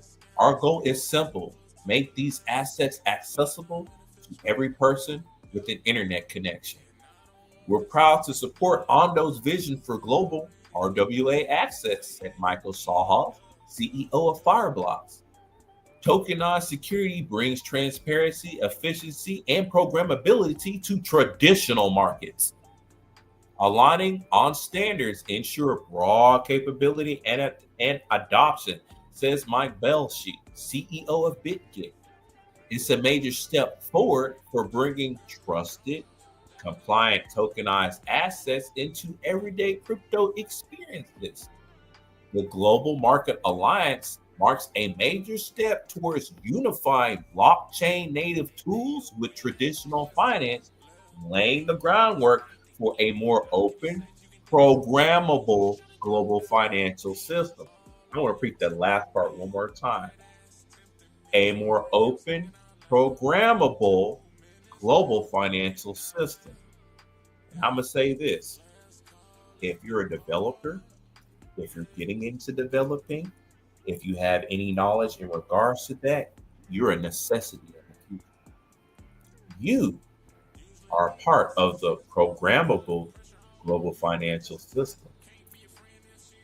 I will highly advise all of y'all to take a moment, get a couple of certifications in various different areas in regards to IT, cryptocurrency, and other stuff like that. And if you have a good $1,000, take $1,000 and go ahead and invest that motherfucker in said courses. There's places like Udemy, Allison.com, all legitimized, all backed by major, not only financial institutions, asset management groups, and other learning entities that are valid for you, to where you can take that and you can legitimately go work for another company. Because Microsoft and Google and Amazon be looking for people on those sites. Hey, Dragon. Hey Drake, sorry to interrupt you, but whenever you can, put a link to that ledger again in the crypto chat, because you got new members that joined. They haven't had access to that ledger. Okay. Put the recommended ledger in the crypto thing, man. Okay. Appreciate I'll send my referral link. You're more than welcome. Appreciate it. But yeah, you are in the door because of the programmable future of what's happening. I mean, let me stress it like this, and then I can lay it to rest. If you're utilizing Copilot, DeepSeek, ChatGPT, what was the other one? Perplexity, Claude. If you're utilizing any of those, remember, a person programmed those applications in order to collect global information on the web, and as well, like when you remember when you were using Alexa and everything else like that, or you're asking your phone, all of that data is being collected and uploaded to a cloud server, to where open source software and information is there for people to be able to grab and be able to build upon. So seeing that the billions of people that utilize Alexa, Bixby, Google, and other entities such as that, which collects that information, because they tell you in that little black and white information, your data information is being collected.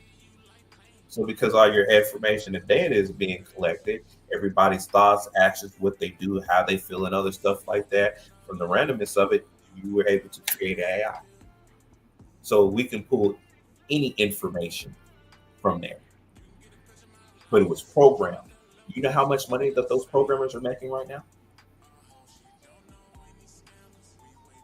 They're making a whole bunch of money, and it ain't 6 figures either. Try 8 to 9 figures. That's something nobody looks at or talk about. That's what I look at. I'm looking at 8 to 9 motherfucking figures. Fuck 6. Fuck that. Trump. That's 8 to 9 fucking figures. That's what I'm looking at.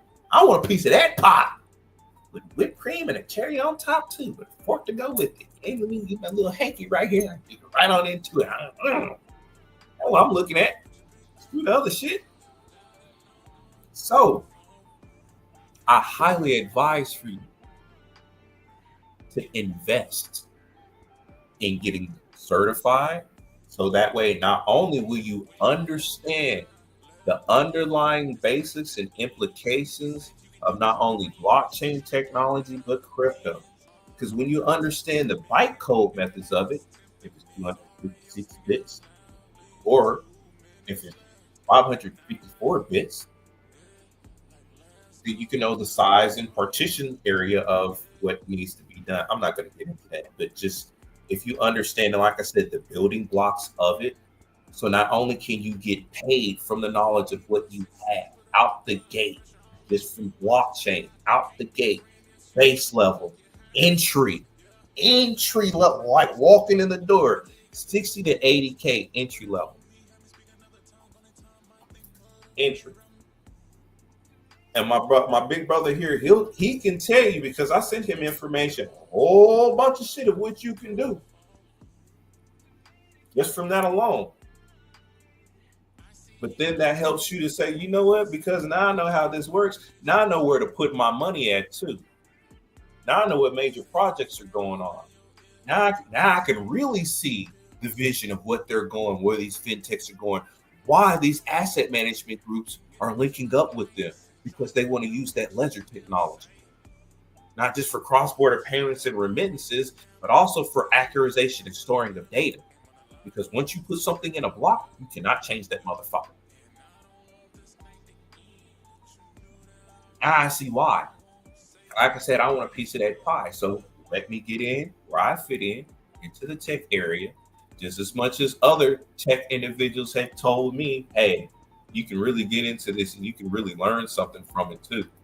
You can make some money from it. Then you can also start doing your own programmability. So who's to say in the future, that we won't have the 3-man podcast ledger system that's going on with our with our products and other stuff like that. We can have the interoperability, so that way we can take various different crypto payments and fiat payments as well too, but have that built upon a ledger system with the people's information there, so that way there's transaction of data that's constantly going and everything else like that.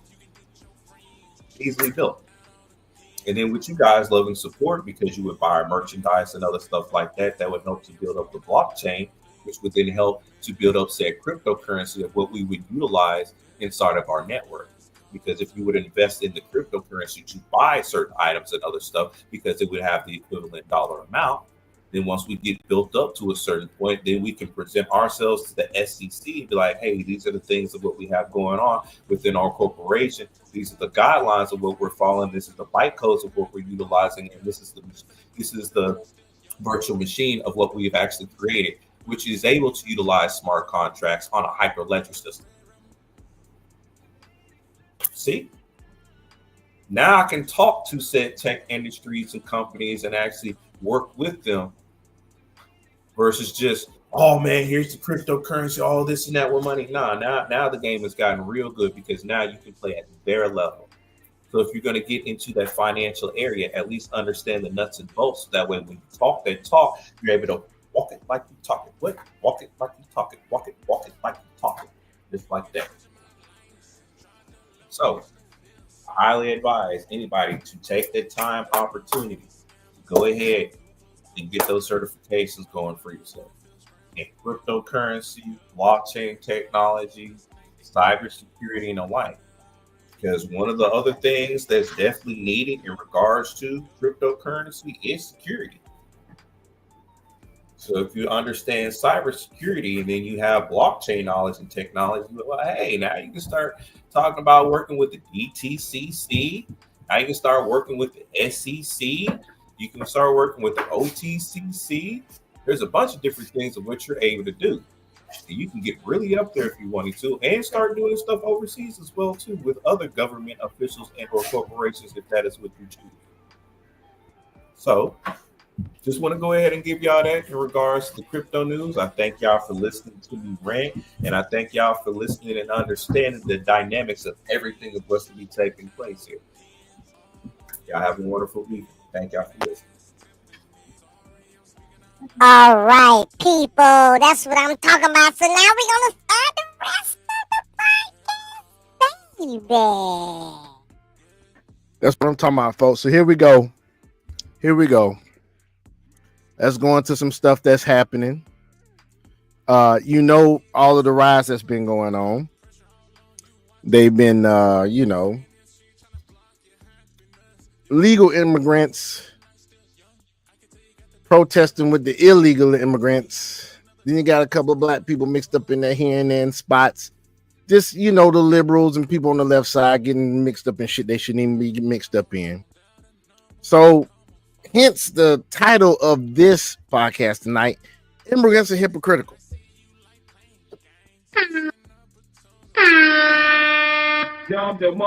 I said it. Immigrants are hypocritical.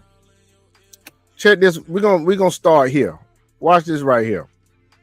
Okay, and we're gonna get out of here with all the music. We're gonna bring the music down. And this right here is Valuetainment. PBD by podcast right here. Valuetainment. So follow them. Follow Valuetainment. And we're gonna get this thing popping. Let me get this thing kind of, there we go. Get it a little bit more like that. There we go. Let's hit it. All the riots going on in LA. We got Ricky here. The reason why I got Ricky is because Ricky is as qualified to speak on this as possible. And I'll tell you why in a minute. Why I actually want to pay attention to this, folks. Pay attention to this. This is going to add validation to the person that is speaking on this topic of immigrants, okay? hear Ricky's perspective. The riots in LA have been a mess. No Kings, whatever riots across the country that they did, which will probably go down as the dumbest campaign ever in a history of trying to do community organizers to go across the country to disrupt. It's the dumbest campaign ever, the most embarrassing campaign ever ran by the left or the right. hundreds of millions of dollars of somebody's money was wasted. But here's Gavin Newsom, okay, talking about the president and how he feels the president is doing. Go for it, Rob. Handle. Because the other night, he came out and said that when you guys spoke, he warned you that if you didn't get things under control, he was going to bring in Stone cold liar. Look at this guy, bro. Stone cold liar. He made it up. Like he made so many other things. He never said that. God. And he also seemed to make up this idea that the National Guard did a great job last night when they weren't here. They weren't even deployed. Lies, all lies, lies. This is all lies, people. And he claimed victory. He's lost it. He hasn't lost a step. And I saw him trip on the steps today. I mean, this is serious. He is not the same person that I dealt with just 4 years ago. Did he just say he saw him trip on the steps? Is he lying? Trying to say that's a cognitive issue with Trump? See how they started this bullshit? He lying through his yellow ass teeth because they ain't white. You know what his nickname is? It's Galvin Newscum. It is. So yeah, it's Galvin Newscum. He's the scum of the fucking earth. Yep, he is. And don't doubt that. Scum of motherfucking earth. And he's incapable. He is the goddamn Antichrist. Could be. Thought. Fuck that. He's making things up, and he's putting people's lives at risk. And he's got a band of people that are complicit in this, and that's what's so damn alarming. So, but oh god, look at this. Okay, so Vinny, let's do a poll real quick. How many of us actually believe the bullshit he just said? I'll go first. Like, well, you know I don't believe shit he said just then. Fucking, like, he's a scummy motherfucker, bro. I'm telling you. Such a fucking scummy human. He is, dude. It is. It's just creepy. This dude is just fucking creepy, dog. He just seems like somebody that'll watch you, like that'll watch you when you sleep, type of nigga. Damn. Like Galvin Newsom he seems like one of those guys that get a job just to watch you sleep. Fuck that nigga. Fuck you, Galvin Newsom. I bet he got cameras all parts of his house, man. Hooked up a closed circuit TV, recording, putting tapes like Diddy. Yeah, he a bitch ass nigga, bro. Fuck that nigga. If I ever see you, Galvin Newsom, I'm gonna whoop your ass on sight, nigga. Nah, I was joking. Joking. Will never threaten a thoughts on governor. On the LA riots, on Newsom, the comments, stuff that he's saying, and we'll come back to this here, but I want to first hear Ricky's thoughts. Go ahead, Ricky. First of all, I wanna let me make two full disclosures. Number one, I don't speak on behalf of all the Hispanic community because I always see those comments. Oh, you don't speak on my behalf. I'm not speaking on your behalf. I'm not speaking on your behalf. That's number one. Number two, there is a portion of this that is emotional for me, and I'll explain why. I mean, I'm not gonna. I can't sit here and not tell you that I don't have an emotional factor to this. Let me explain why. My parents came here. My mom was 6 years old when she came to this country. My grandmother had already had 5 kids. My grandmother came over here. She was 6 months pregnant with my tia Teresa. My tia Teresa was born in San Francisco. She jumped the border pregnant, and they lived in San Francisco. My mom was just listen. It's an all backup story. Just listen to this. Just listen. Your beautiful little redhead girl when she was 6 years old. My dad came here when he was 18 years old.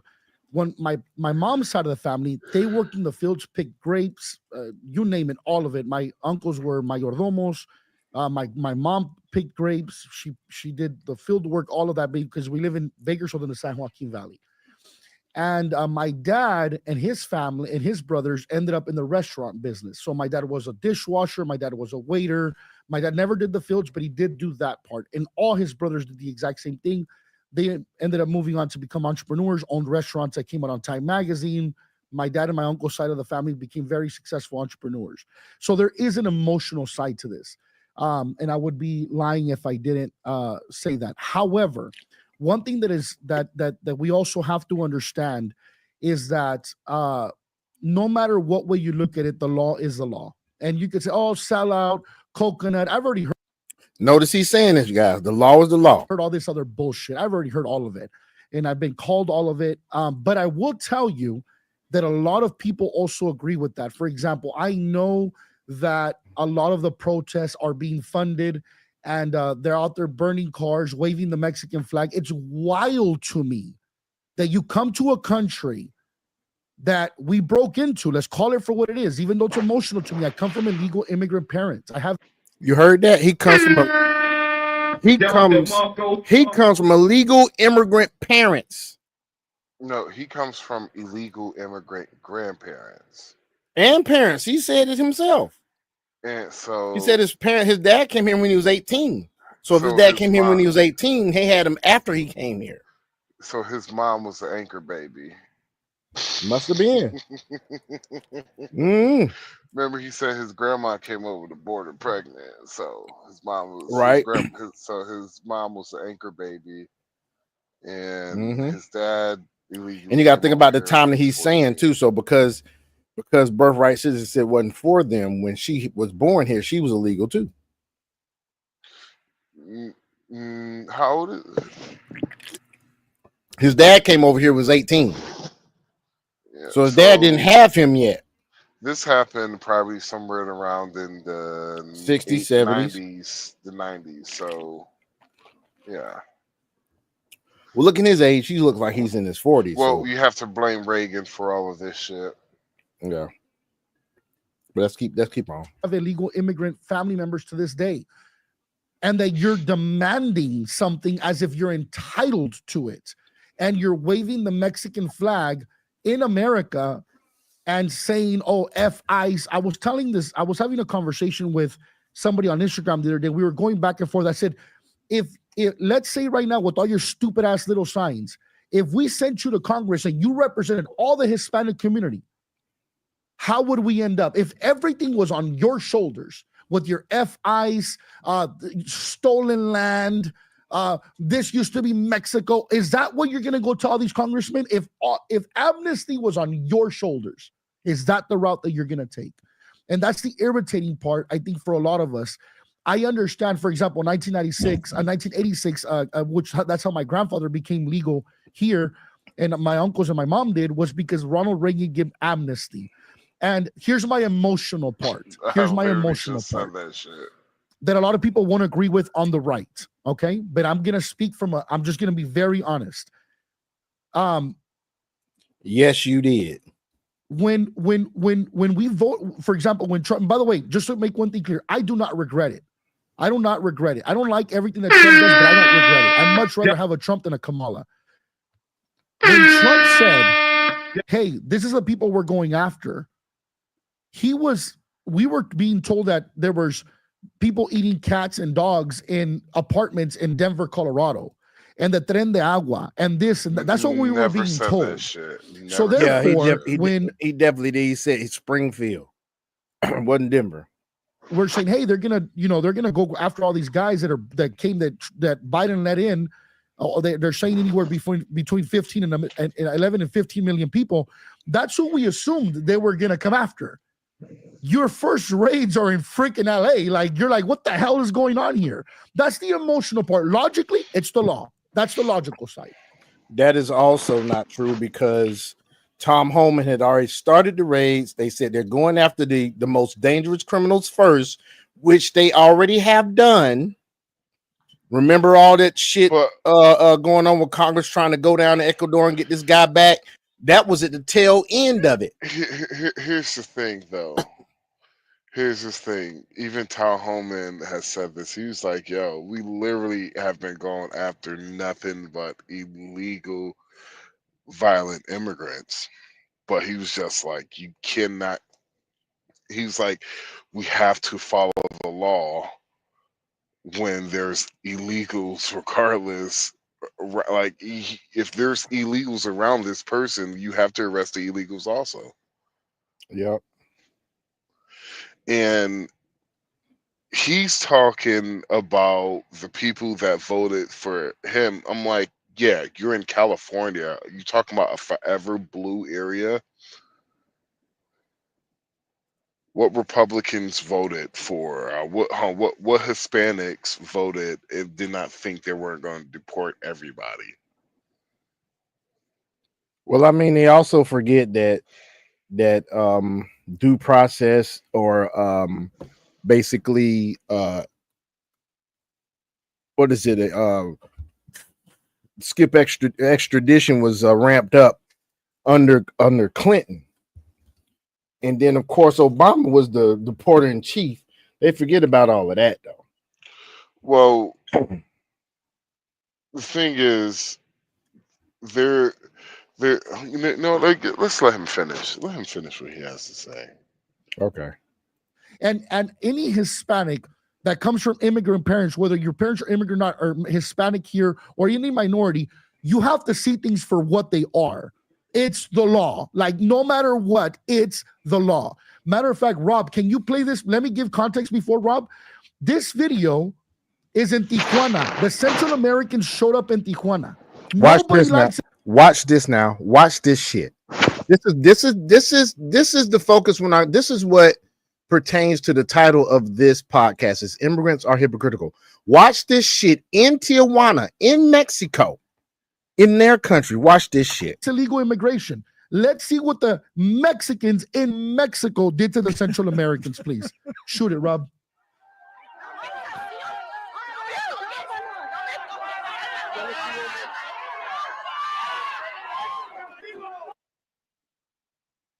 Context, the print or the sayings or the words on the shields of the police say policia, so you know this is not America.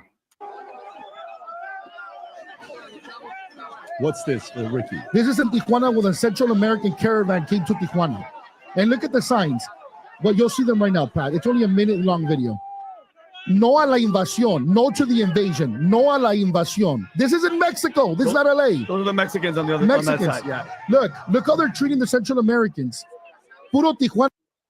Puro Tijuana. Cabrones. Puro Tijuana cabrones. Pure Tijuana fuckers. Look. Primero nuestros pobres, no invasión. Tijuana, no, de primero México. First America. Give us a little subtitle, Inmigrantes Ricky. no, sí. Inmigrantes sí, iguales no. Immigrants, yes. Illegals, no. No a la invasión. Same thing going on in Mexico, going on in America right now. But they're gonna say we wrong for trying to get illegals out. But look at what they're doing in Mexico. Remember I was trying to get you to play the short. Yeah, and I couldn't. I don't know why I couldn't get it. It's literally the fifth short. Oh yeah. Yeah, I was literally saying that yesterday. I don't see how you couldn't get it. I don't know, man. See if you can put post it to the podcast. See if I can get it that way, man. But Tijuana been having a problem with the illegals for a longest.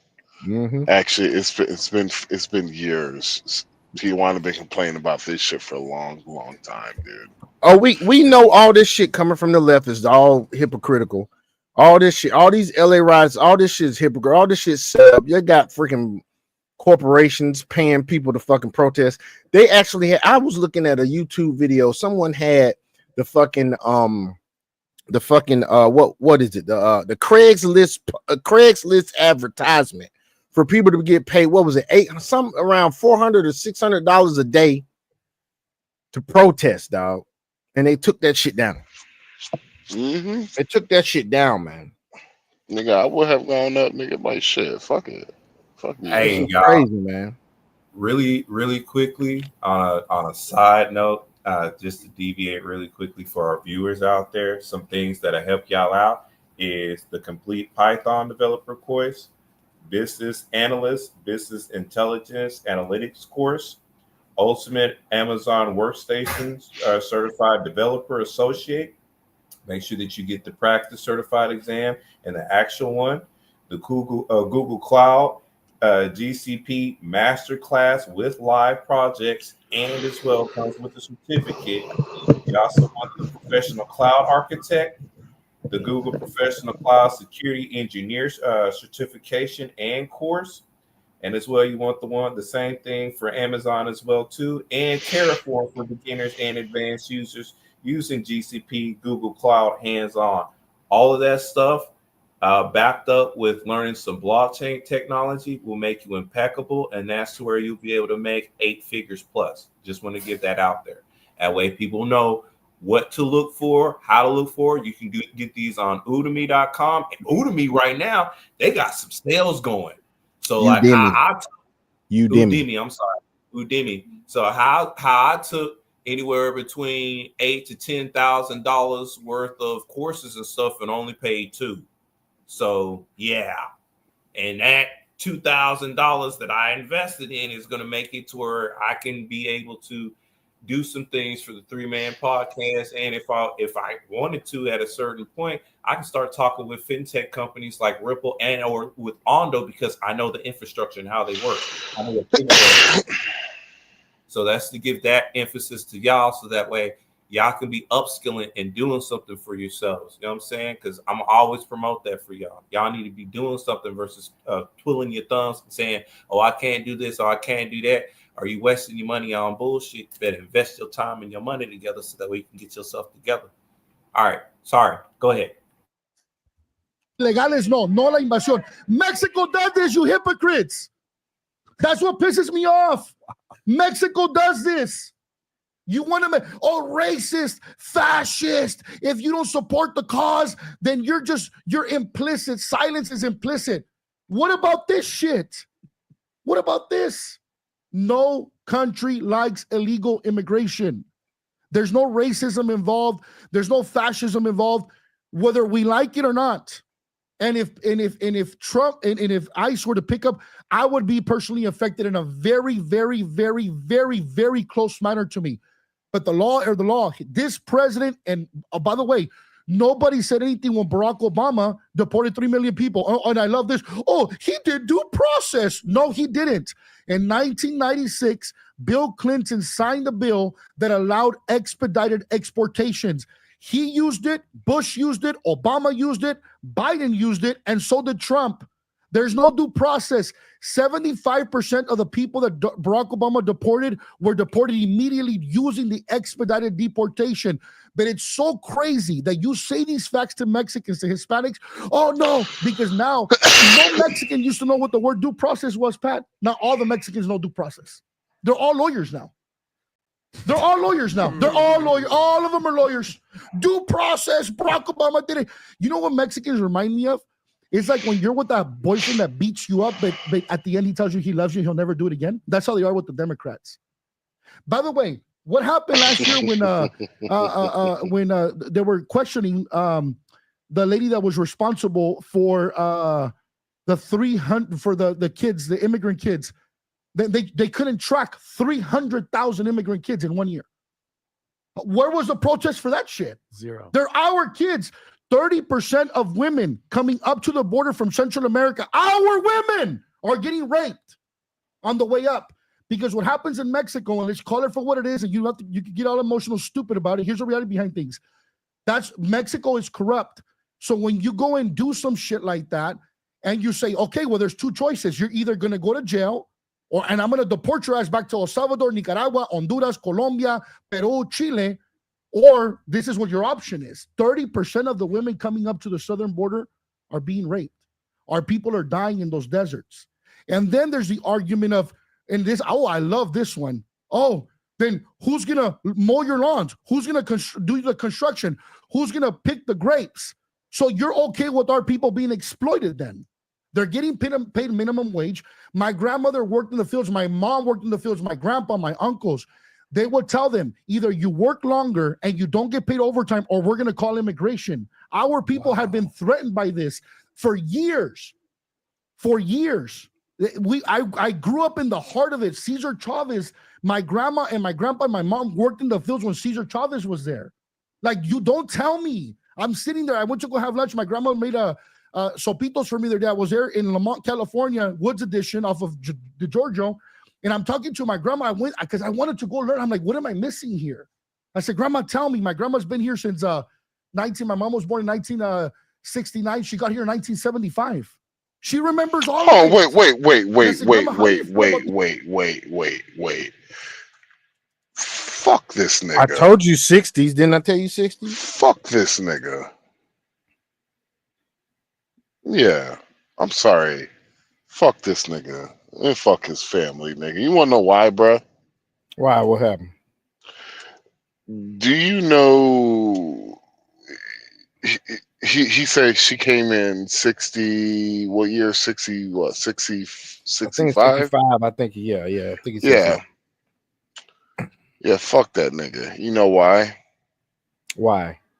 I want you to educate it. Just educate it. What happened not too far after that, before that? In the 1960s? Yeah. Jim Crow. Civil rights. Civil rights, yeah. So, do you know what was the Democrats' counter to say to fuck black people during civil rights? Opening up the border. Yeah, it was the Immigration Act. Mm. Iman they've been planning this shit for the beginning. From like the 60s then. Nigga. Yeah, they've been, yeah. Mm-hmm. You gotta remember, there weren't really Hispanics like that in the United States, nigga. It was like, it wasn't really all right, so it was like it was 70%, it was mainly 70% white. Mm-hmm. Then the rest was black. Yep. And so what they did was they used the Hispanics to dilute the vote from the black community. Yep. Because they knew how Hispanics were, and the more lighter Hispanics are going to vote with the white people. And well, the darker Hispanics, they're going to vote for their own interests. They're not going to vote with the interests with the black folks. So, y'all love this shit, bruh. Yeah. So, yeah. You gotta love this shit. Oh, yeah, the Immigration Act was the counter for the Civil Rights Act. Okay. So, when people think black people do have a right to be pissed off with the whole immigration shit, you're the ones that's getting really fucked over every single day. Mm-hmm. Well, I mean, most definitely. Not only you're getting fucked over, but your kids getting fucked. Just think about it, black folks. If it wasn't, just think about it. The government can never say that they don't have money for reparations, because the amount of money that we're going to spend, honestly, we could have gave every black folks $40,000 as one reparation payment, but it's going to cost us. It's going to cost us even more. Taking care of these motherfuckers. No, to deport these motherfuckers. And they've already spent the money for fucking reparations on the motherfuckers anyway, probably. Well, look at it like this. What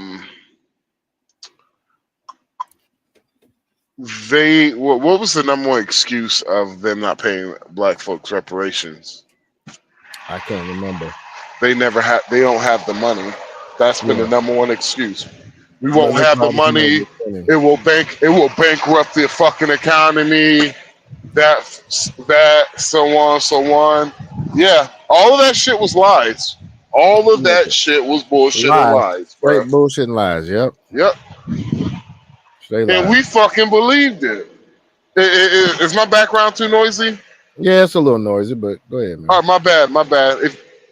If you can mute me, that would be good. Okay, I'll go ahead and mute you, dog. Yeah. These posters, ay, que pendejos. Why would you do that? You're making us look bad. Wow. She says, you gotta love this country. Oh my God. But it's all the new woke pendejos. It's not, you know what's, I feel bad because I know because people like my grandparents. My uncles, Yeah. He said the woke pendejos. Assholes. He said the woke assholes. That's what he said. Pendejos. Woke pendejos. Just like Dominic Mysterio said, hola pendejo. He was messing around with Penta talking about some quiero miedo. He said, no, that's hola pendejo. They're sitting there like, bro, you're making this worse for us. Why are you doing that? But I understand to a certain point, it's organized chaos. They're paying people to do this, right? But I think that's the annoying part of Hispanic. You're burning down the city. But like, for example, I'll tell you, and it's so funny to hear people like in other states that were not raised in California or not live in California, don't understand how this works. Because in California, this is the state that everybody came to first.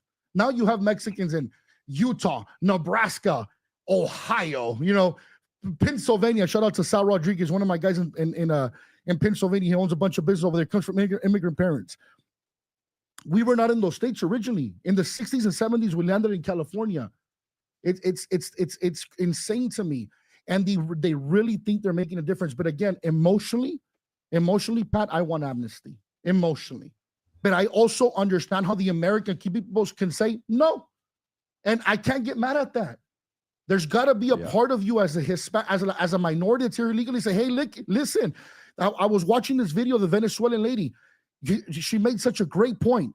She says, why do you blame Trump for everything? How come you don't blame the presidents of the countries we're fleeing? How come you don't blame Maduro, Chavez? How come you don't blame the president of El Salvador before Bukele? How come it's all Trump's fault? You do realize we didn't want to come here. The only reason we left is because we're fleeing tyranny. We're fleeing communism. We're fleeing corruption. We didn't want to come here. Why do you come and protest a president that's taking? And then the lady says, "Oh my God, I'm getting the chills." Hold on. That's his opinion. He said he couldn't speak for the whole. But at the same time, he's saying we didn't want to come here. There's some folks that do want to come here now. Want to stay. If majority of the people are moving here for economic reasons, what tyranny are they fleeing in South America? What country? Right. Exactly. Can you name a country that they're fleeing from tyranny outside of Venezuela? Nope. Outside of Venezuela, maybe Cuba. Maybe Cuba. Yeah, but we're not having that problem that happened in the 70s with Cuba. Yeah, I know, but what I'm saying is you don't really see a lot of Cuban immigrants. It's usually Mexican, Honduran, El Salvadorian. You have some Dominicans in like the New York areas, but you don't, and Venezuelans, of course, but you said outside of Venezuela. There's not a real high illegal Dominican. It's not really high. Not illegal. No, not illegal. Yeah. Them jokers come over here legally. Because like the only ones who are illegally that come over here is pretty much the criminals who was criminals back in the Dominican Republic. And that's fleeing so they won't get killed. I would say a lot of Mexican illegals too. A lot of Mexican illegals. Well, easy to get over. It's so easy to get over because you're right there. You can walk to the border. The main illegals that have all been Venezuelan. Oh, mostly main illegals. Yeah, because there's the you got MS-13 that's in Mexico. It's a lot of MS-13 in Mexico too, though. Yeah, it's a Mexican gang, if I remember correctly. Mm-hmm. Well, it's a Hispanic gang, but it's all throughout the whole South. But what's that Venezuelan gang? Something Aragua? I can't remember. Aragua. They had more numbers than MS-13 now. No, MS-13 is way more than Trinidad Aragua. Yeah. Way more than I thought they had Agua. caught more Trinidad Aragos than they did MS-13. Well, you're talking about the gang itself is MS-13. You gotta realize MS-13 has filled the prisons decades ago in the West, on the West Coast. So Right. yeah, MS-13 is way bigger gang, but Trinidad Agua is the more violent gang out of MS-13. But MS-13 is violent, but Trinidad Agua is violent. Oh, okay. Even more violent, in my opinion, because of the fact that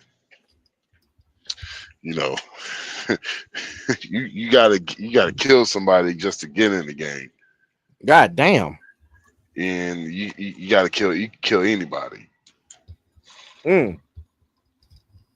And if I remember correctly, MS-13, you gotta at least kill somebody at your rivalry or something like that. But Trinidad Aragos, you can kill anybody, even a family member. Yeah. Damn. Kids, innocent bystanders, you name it. Good Lord.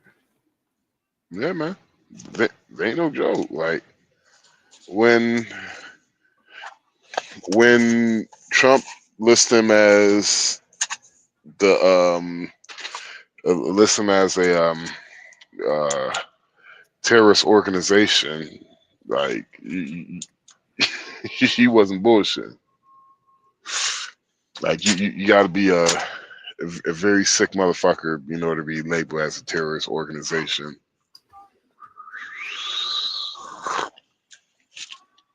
Ah man, I needed some coffee, dude. She says, I wish that our president in Venezuela, Maduro and Chavez, would take care of us the way American president takes care of his people. I wish I wouldn't have to be here. I don't want to be away from my land. It's the hypocrisy. But again, it's the leftist hypocrisy. But I will tell you again, emotionally, if hey, and we talked about this last night, Pat, when we were having dinner. Yep. Emphasis on emotionally. What do the leftists, what do the Democrats always try to use in order to get votes, in order to spur their base? Emotion. Hey, you've been here for 10 years or more. You got to pay a hefty fine. You got to do this, this, and this.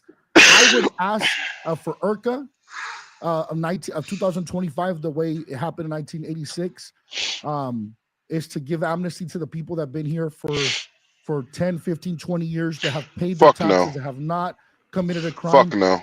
Let them stay. I know that's You heard emotional. what he said. You said what Trump said about farmers, right? Yes, he put farmers. Can you pull that up, Rob? It was farmers, hotel workers, and construction workers to let them stay. Check this out. Check this out.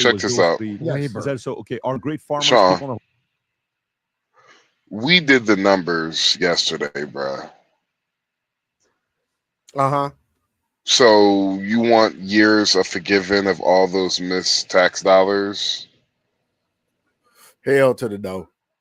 Years of all those missing tax dollars. Then not only you taking social, like you're taking social network. I can understand if you're a citizen and you're not paying your taxes, but you're also not taking any social networks. Like social net. All those tax dollars on your insurance, social all that net insurance, government help you didn't got. Come on now. Yeah, all that free healthcare, food stamps, housing, all of that shit. Yeah, fuck you, dude. Hell no. Hell fuck no. Hotel leisure business have been stating that our very aggressive policy on immigration. Our great farmers and people in the hotel and leisure business have been stating that our very aggressive policy on immigration is taking very good long-time workers away from them, with those jobs being almost impossible to place. In many cases, the criminals allowed into our country by the very stupid Biden open borders policy are applying for those jobs. This is not good. We must protect our farmers, but get the criminals out of the USA. Changes are coming. Taking very good long-time workers away from them, with those jobs being almost impossible to replace. In many cases, it was the criminals allowed into our country by the very stupid Biden open border policy are applying for those jobs. This is not good. We must protect our farmers, but get the criminals out of the U.S. Changes are coming. So it's interesting. What this means is he's paying attention. For those of you guys that love business and you're super competitive. And I'm Okay, talking like so he's going into his little spiel now. So that's it for that one. But yeah, man, this shit's crazy, man. With all this bullshit going on, see how hypocritical they can be. So we're gonna switch, go into some shit. Hold on. This is let me see what this shit is. Oh, here goes some footage of some protest situations. Check this shit out. She got her ass ran over. Look at this shit. Peaceful protest my ass. Yeah, ran over her puss ass. She shouldn't have been in the way. Get the fuck out the way. That's right. Ran over her ass. Get out the fucking way. What the hell are you doing blocking the car? Get out the fucking way. What the hell are you doing blocking the car? Hey, what are you doing blocking the car, you dumbass? Sean, like stupid shit like this, it's like comedy porn. Stupid shit like this, Sean, it's like comedy porn for me, bro. I get off the stupid Look at shit. the comments. Look at the comments. She got what she deserved button. Stop getting in front of moving vehicles. It's common sense. If you don't want to get run over, don't stand in front of a car. It's the it's the truck and trailer, okay? Look at it. Look at this GIF right here, dude. Motherfuckers ain't taking this shit no more. Come on, he needs some milk. Every protester that gets run over should have to pay the driver $10,000 for mental anguish. Slow this nonsense down a little. Protect the drivers. Hey, I give the I give it one thing. I give it one thing though. At least I can say good quality with the camera. Great quality. Yeah. Looks like 4K. Hey, looks like look at this comment here, man. I can't believe they didn't stop and let you total their truck and kill their horses and leave them stranded and most likely beat up and stomped on. Okay. Oh, wait a minute. You guys don't do that because there's really no riots going on. I forgot. F around and find out. Good thing she was wearing a mask. Play stupid games, get stupid prizes. As you can see, the reaction from the public is monolithic. It is a resounding, what the fuck was you doing? You fucked around and found out. For making my day is diabolical. My dumb ass, get your ass out the way. Hey, Sean, my dumb ass be in the comments be like, yo, so do the trailer have brakes on it or is it just a truck? Like you stupid for that. Like, come on, stop, man, come on. I'm like, man, that's a nice trailer. How much did it cost you? I know, right? Man, this shit is funny, dude. This shit is funny, dude. If I would have seen that shit, I would have been like, well, what the fuck you expect? Like, the nigga clearly said fuck the people and drove. Like, yep. Let's go to this. Let's go to this. Now I think we can just read this. CNN confirms lowest inflation under President Trump, baby. That's right. U.S. inflation is slowing, I should say, to its lowest rate in more than 4 years. That, according to April's Consumer Price Index report. It's an unexpected and very welcome development that's defying economists' expectations. Sean. Yeah. How long has this nigga been president for? Oh, what? About 4 months? 4.5, maybe 5. It says a year ago, it went up 2.3%. 1 month change. It's at 0.2%. The increase is at 0.2%, so it's slowing.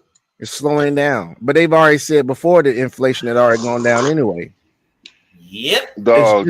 He's only been in a quarter and a half, maybe a quarter and a fourth of the year. Sean. We're on month 6. Month 6 is not over yet. This nigga has decreased inflation so much that we have deflated our like. All right, I we are seen regular going. gas at 260 today, 262. We're going so much into deflation that the value of our currency is dropping. Our currency's dropped. Yeah, the value of our currency dropped. Damn. That's how much the deflation we're having. It shocked the market, didn't it? Well, basically, you could buy off you could take care of a lot of debt. Somebody in the comments on this same post said Latinos for President Trump, MAGA forever. Ain't that something? Yeah, well, you could take care of a lot of debt because if everything is basically inflated, but your shit is devalued and shit, you can take care of some debt while it's devalued. Yep.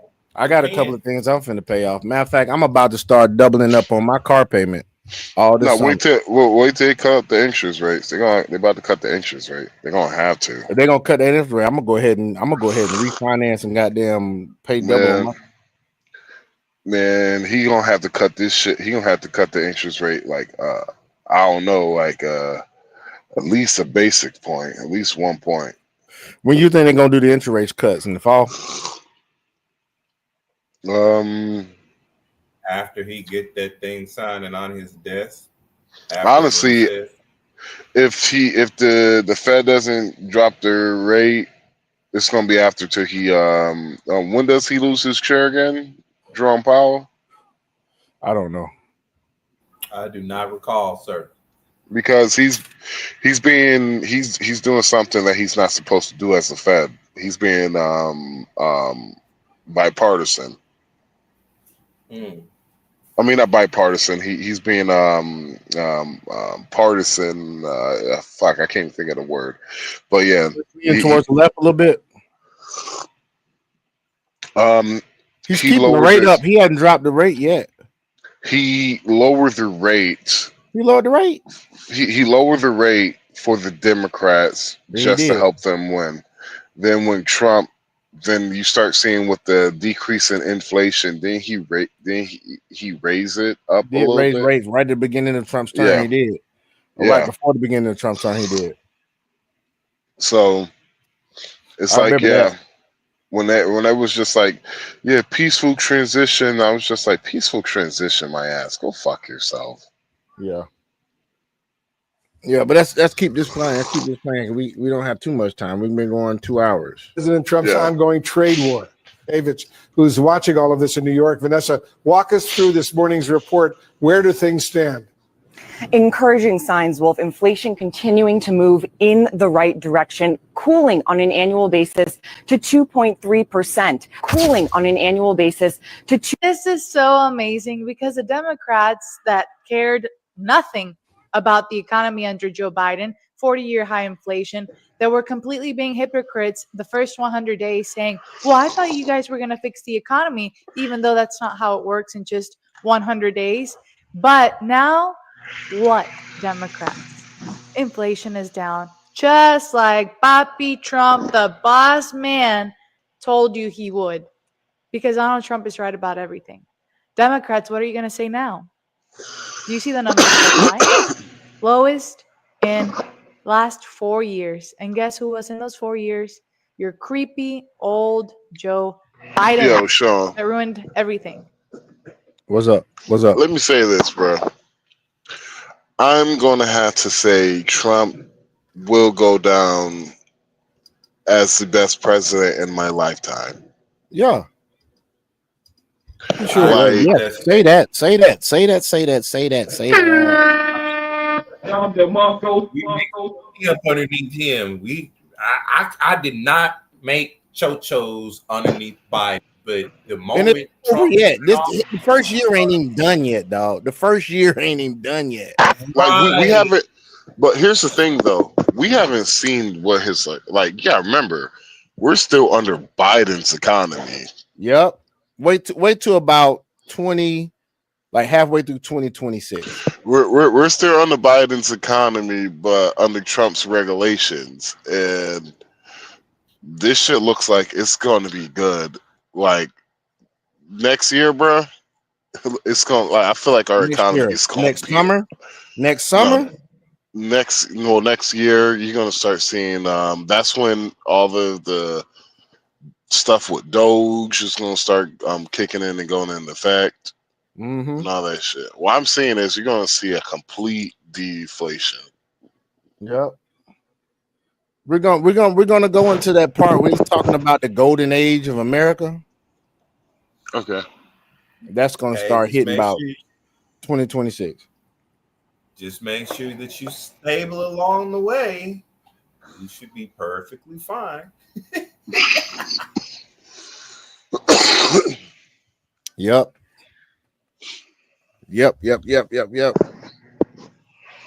So anyway, Democrats, I know how much you guys love to watch CNN. Yes, it is cooling down because Donald Trump is cool like that. Democrats, for the longest time, just don't want to see reality.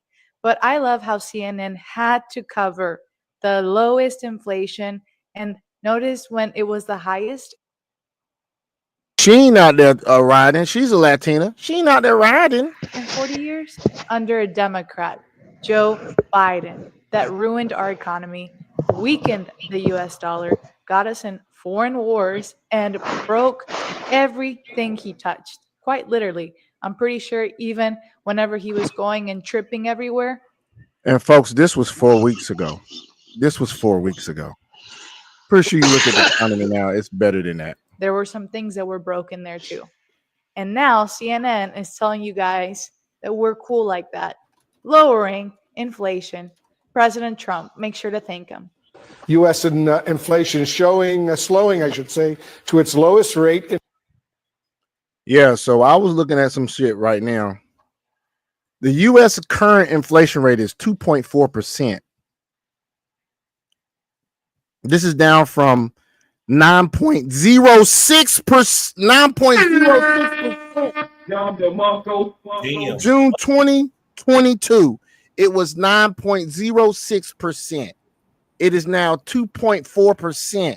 When Trump was in office the first time, it was at what, 2.3%? Yep. So look at it. It's already back down to where it was when Trump was in office the first time, folks. Fuckers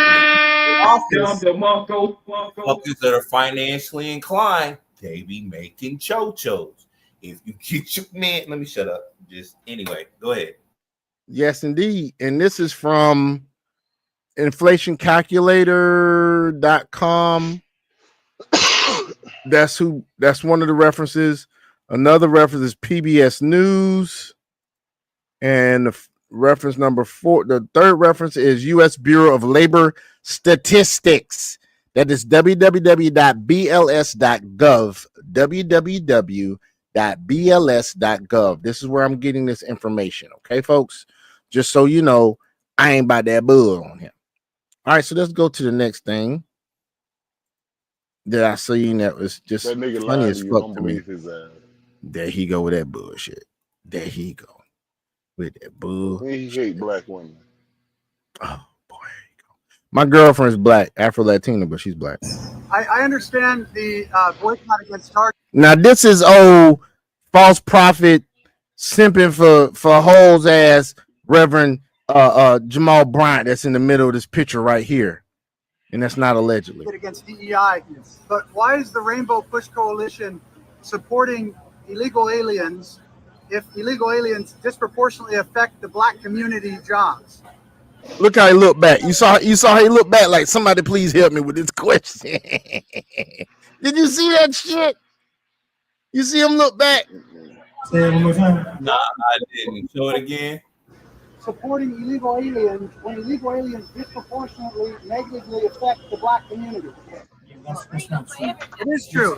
They take jobs, right? But they take your jobs. He can't even see. They can't even answer this shit. They can't even answer this shit, y'all. You see this shit?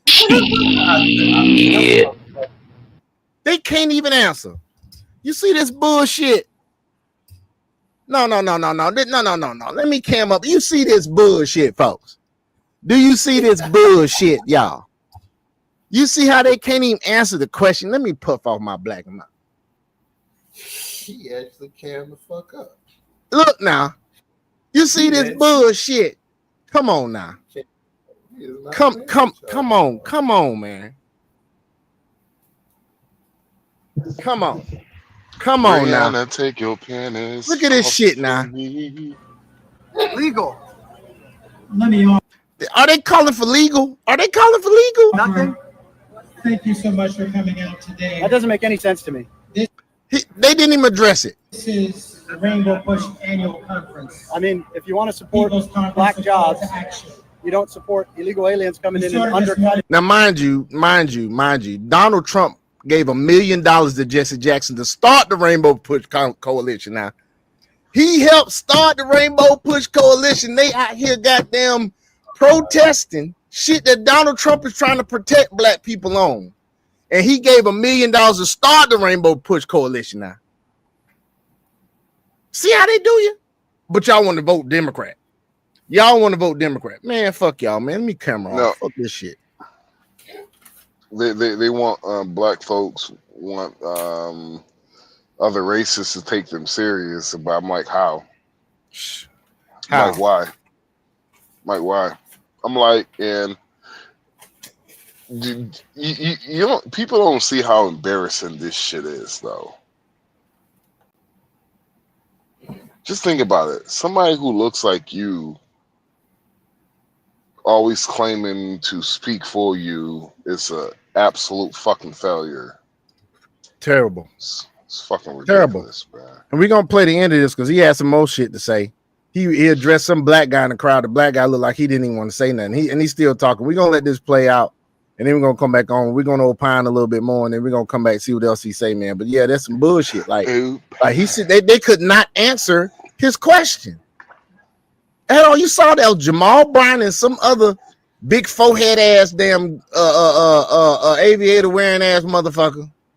I wish I was there, bro. I will ask probably the most ignorant ass question ever. Let's look at some of these comments. Go ahead, man. Mr. Bryan, at what temperature do you deep fry catfish? Exactly. See, folks ain't fool, man. Folks ain't fool. Says it looks like old Jesse's having a Biden moment. Then somebody else says, you notice Jamal didn't say anything. LOL. That's why I voted for Trump. The fact that Jamal Bryan is front and center speaks volumes why to one should be under his ministry. Shouldn't be. Should be. Volumes why no one should be under his ministry. Got them scratching their heads on that one. Everything he said is 1,000% facts. There have been countless studies backing up what he's saying, and all of your black leaders know this. You know Jamal Bryant on the Diddy side of the game. I mean, yes, he is. I mean, on the Eddie Long side of the game. Damn it. Didn't say shit. That doesn't make any sense to me. This is the Rainbow Push Annual Conference. I mean, if you want to support black jobs, you don't support illegal aliens coming in and undercutting black jobs. It doesn't make sense, though, right? I mean, it just doesn't make sense. The comedian, Christian comedian. Move on with Darius Brooks and uplifted by Jacqueline. No answer to the question, but that anybody involved with this, free admission, and I'll answer the question for you because it doesn't matter about black jobs. This is about raising money for their coalition. They don't actually do things to support the black community because if they did, they'd be working to stop black on black violence. Say that. But what they want to do is continue DEI, continue making excuses, continue victim mentality instead of setting people free. That's what that is. To the point where they're praying to the Holy Spirit for abortion, for homosexuality, and for illegal aliens. You talk about deception. The devil is the deceiver, and he has deceived this group of people. Sadly, pray for them in Jesus' name. Sir? Yes. I understand the boycott against Target, against DEI, but why is the Rainbow Push Coalition supporting illegal? I'm sorry, I don't care because they did this damn Target motherfucking boycott because of DEI. Once again, not leading the black people down the right path. Because if you know anything about DEI, you know DEI disproportionately affects black people too. Because who are the top 3 benefiters of DEI? That is white women, disproportionate. Who benefits from DEI more than anybody else? Disproportionately, that would be white women first, Asians second, and then white men third. I actually got passed over for a promotion myself, for DEI. There's a woman that was not credentialed in what she was supposed to be credentialed in for a position, did not hold the credentials, did not have the work experience under the credentials, because in the job posting it said you had to have a certain credential and you had to work 3 to 5 years in a credential.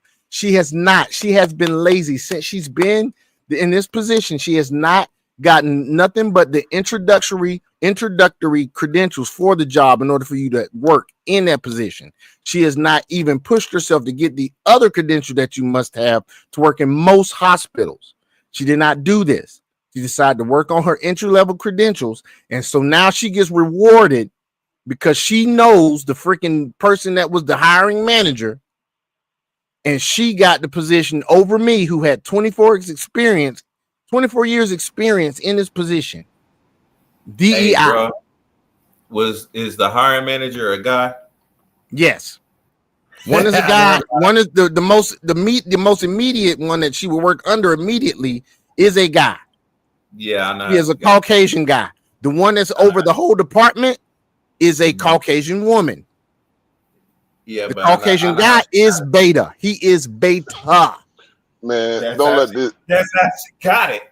Man, don't let this motherfucker Sean lie to you, bro. The reason why he the reason why he didn't get the job, it wasn't for DEI, it was because of DUI. This nigga, hey, just for y'all to know, Max is the community hater. He will hate from time to time. Hey, and that you will hear it. nigga, that nigga was struggling with that DEI. He hates when he can't hate. I was like, hey, Sean, have you ever had a He DUI? hates when he can't hate, man. He hates when he can't hate. Max Hey, hates man. when he can't hate, bro. That's all I'm gonna say. Hey, I'm He gonna hates tell when you, he bro. can't hate. Do you know why? You know the reason why my uncle survived so long, bro? It was because it was the hatred towards his doctor that kept him alive, nigga. This nigga had cancer, stage 4 cancer, heart disease, nigga, liver failure, nigga. Goddamn it. This nigga had that shit 10 years ago, and the doctor told him he was gonna die in a matter of months if he don't change his ways. And my uncle said, "Fuck you, I'm gonna keep on drinking and I'm gonna die in 10 years." Son of a bitch, nigga died 11 years later. The doctor I'm not laughing at the fact that your uncle died. no, the doctor was at the funeral just like I think that nigga lived as long as he did just to spite my ass. He was like, yo, your uncle was a trip. He was like, he was my favorite patient, but that nigga was a trip. He's like, yo, I couldn't get him. He's like, I couldn't get him to quit drinking. He was like, the doctor even would try to get him to substitute the drinking for weed. He was like, yo, man, he got a prescription from the doctor, still got a prescription from the doctor, and still kept on drinking. I was like, you just gonna take that man's weed like that? That's fucked up, uncle. That's crazy. That's crazy. But hey, we're gonna get into this too, man. This here, I will follow this woman. This is Patriot C. Peach. Patriot C. Peach. She says Democrats, no King's Day, but the left acted like rulers for years. This is Democrats now. Oh, hold on. Forgot to unmute it. We're celebrating democracy and rejecting wannabe dictators like Trump. This isn't a monarchy. We the people, baby. We're a republic, not a democracy, but anyway. No kings? That's funny because your side acted like royalty for years. You told parents they'd lose their children if they didn't affirm their identities. That's not freedom. That's state control over family. You locked people in their homes, told them when they could go outside, go to work, or see their dying relatives. But that was just for public safety. Oh, right, unless they were protesting for your cause. It's totally fine, because virus took the day off, right? Time Your out, party time out. didn't Hold even on, hold a hold on. pride. Don't. She forgot something. Don't forget, sweetheart. Don't forget. If you didn't take the vaccine, millions of people lost their jobs because they Yep. didn't take the vaccine. Right. Then, And then, healthcare too. then, then the Democrats gaslighted was like, well, Biden didn't force y'all didn't force y'all to take it. And I was just like over here just flabbergasted because I'm like, the nigga literally got on national television and said, we've been patient with y'all. Like, what the fuck you thought this shit was? I was gonna get the shot until he got his old ass on television talking about we've been patient with y'all. If you don't get this shot or else, that's why I was just like, fuck it, nigga, bring it on. That's when everybody antenna should have went up. Ho ho ho! Now, why you forcing me to take this shot? Nigga, that's when my antennas went on.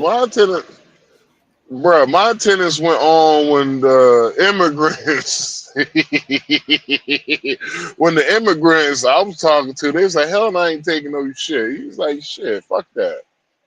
He was like, you can deport My my antennas ass. went up when they said, hey, we only been damn researching this shit. They developed that shit in 6 months. I was like, hell no. Right. But they made us take that shit. I had to take one. I ain't take the booster though. Nigga, I I take the ain't booster. take a goddamn thing. You know what I said? I been driving trucks for years. Ain't gonna be hard for me to find me another job.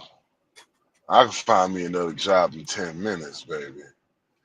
I was like, but you think I'm gonna get a shot just to appease somebody? I'm just letting you know. I hope you find somebody good to replace my ass when you fire me. Do you know what he said? I ain't taking the fucking shot either. So we in the same goddamn boat. This was the owner of the company. Hello? God damn it. Damn, okay. Damn, fuck you. Well, fuck you too then, Sean. My bad, man. My bad. I'm sorry. I had to step away. DUI, DWI. Primary. No votes. They just said, here's your Boy, you stupid. candidate. That's not democracy. That's a coronation. And let's not forget, people got fired for not taking a rushed. Did it matter if they had an actual She said it, but she also said, remember, they didn't have no primary. They ain't had no primary. They had a coronation. If anything, that's some king shit. immunity questions or religious objections, and you celebrated it. On top of that, people were censored on social media for just asking questions. No spreading hate, literally just asking. And after years of calling it a conspiracy, people finally admit now that it came from a lab. I'm trying to tell you, man, it was censoring folk. That shit sound like the propaganda was MSNBC and CNN. It sounds like the Democratic Party became a communist party. They became a communist party. It's funny how these niggas got more flack for Israel and what they did to the Palestinians, but they don't have flack for the shit China did when it came to fucking COVID. Literally every child in most Western first world countries that had the shutdowns we had, every child is fucking behind still. Like the black boys are way fucking behind in the United States. Nope, having them. Nope, not having any here. Nope, have them abroad. That way they'll be ahead. And so, like, some of the shit that actually happened, and I'm just like, all I'm like is, wait 1 second. you're telling me that not only did China release this virus, not only, I mean, sorry, hold on. For YouTube, not only the virus got released inside the country of China, Thank but you're telling me that all of this shit happened, millions of people died, and we ain't sanctioned nobody. Not to mention, we had already reported on this channel that Actually, China had damn been they fudged the numbers. Actually, Millions of them died. Actually, you know what? It's even worse than that because we literally gave up the rest of our manufacturer to China during COVID. Also, don't forget this too in regards to COVID. Remember, back in 2008 at a press conference that Bill Gates had stated where he was going to come up with a type of virus in Vaccine order with a to do the vaccine. study. He said vaccine too. Now he said vaccine. That could have been the vaccine he was talking about. And remember, he is tied to COVID-19 vaccine by the Bill and Melinda Gates Foundation. So he told you in 2008. Hold on, Dragon. Hold on 1 second, Dragon. Allegedly. Hold on. We gotta clean that up. Hold on. We gotta clean that up, Dragon, because of the YouTube Pirate Bureau. Allegedly. Okay. Allegedly. My apologies. Even though I agree 100% what you're saying, but literally YouTube gave us a medical disinformation for something that was true. These motherfuckers here. That's what they do. So hold on. I don't know if y'all remember. It was probably a long time ago whenever I was talking about RFK. Literally, I'm saying the same words he said, word for word, verbatim. Medical disinformation strike because of the fact that I said something that they disagree with that was true. Ain't that some shit? Then the left wonders the reason why a lot of people who were former left honestly kind of hate the left now because of the fact that how the fuck did we get here with all this? I can't even talk like a fucking adult on TikTok. All this censorship. That's the reason why people be going to Rumble. Okay. All this censorship. Not on Rumble, thankfully. It wasn't like. Remember, it wasn't like this on YouTube, man. It wasn't like this on YouTube. I can't even during the Biden administration, all this feminist shit. I can't even call a woman a whore. I have to call her a 304 because of the fact that somebody's going to be bad. You got to use the word grape now instead of the other word. Grape, SA. All of this shit came from all that feminist shit and leftists. All this going to become. All this shit happened during the Biden administration. It was the Biden administration brought all this shit on. It actually happened under the Trump administration. Actually, it literally went full into effect under Biden.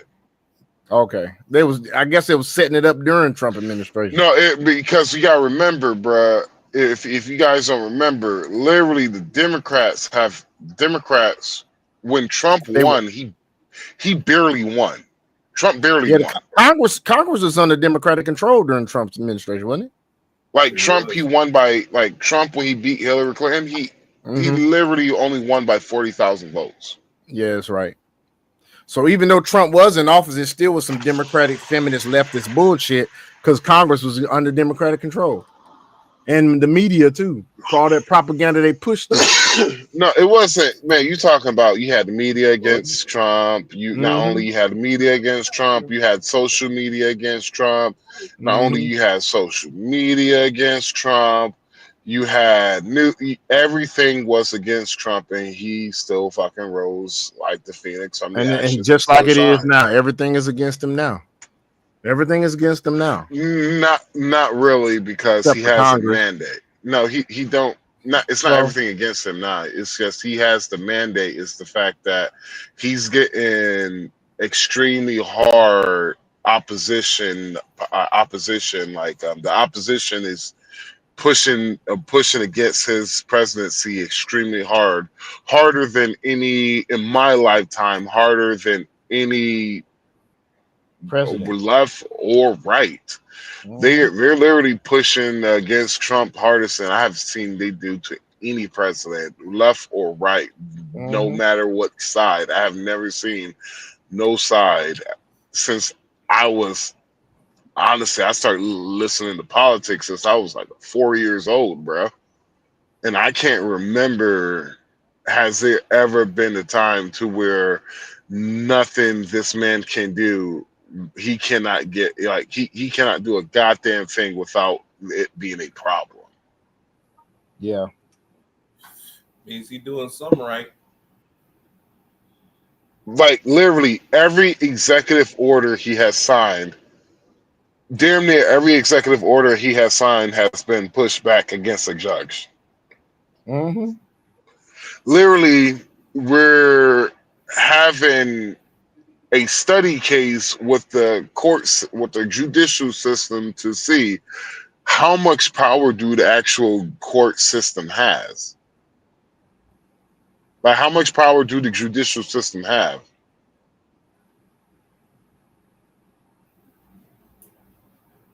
I mean, it's No one, man. The crazy thing is, no one has to answer that shit yet.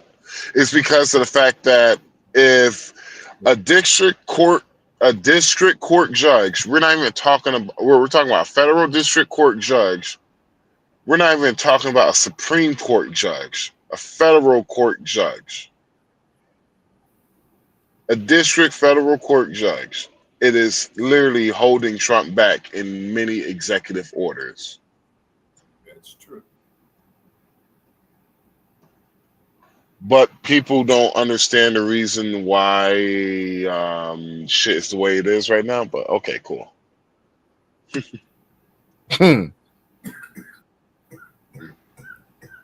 Yeah. You all right over there, Dragon? That's not me. Oh, okay. I don't know what that is. Anyway, breathe, shawty. Damn, girl. She goddamn. She coughing like a basket hound over there. Goddamn it, boy. She got damn. Shut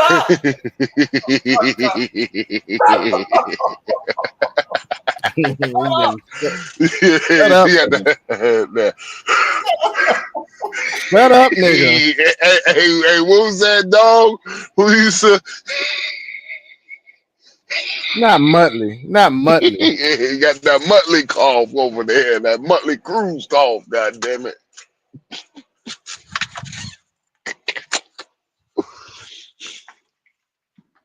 You hell, boy. I know how you shake. Dragon. I know. I understand. I knew when I heard that cough, I knew it wasn't Dragon. God damn it. Dragon cough. Goddamn. Dragon cough got subtitles to them bitches. How deep them coughs be, goddamn it. Not subtitles. Hey, not subtitles. Hey, Dragon cough, goddamn. You be like, goddamn, let me turn this subwoofer down, goddamn it.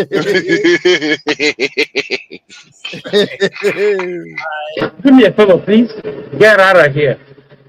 Get out of here, man. Side acted like rulers. You're not afraid of kings. You just want your own king, and you're just mad when he's not wearing your jersey. Today. Yep, pretty much. We're gonna flip real quick. We ain't got too much time to go, folks. We're gonna do a little dating real quick. We ain't gonna talk shit about how I cough, goddamn it. I know my cough be sound like I'm on my goddamn third leg, nigga. I'm on my last leg of life, goddamn it. Boy, yeah, you be having some terrible coughing, dog. My call be sound like goddamn it. Be sound like I'm coming over a cold now, so fuck y'all. My call be sound like goddamn grandpa, your lungs sound tired. You goddamn go to sleep. Boy, you stupid. You stupid. We're gonna hit this, then we're gonna be out, folks. We're gonna hit a little bit of dating shit. I've not seen this. I don't know what this shit talks about. It just says how much money makes matters to you as a 50-50 man. I don't know what this shit is about. We send all of us right now are watching this for the first time. Oh shit. Let me goddamn. There we go. Let me refresh it. There we go.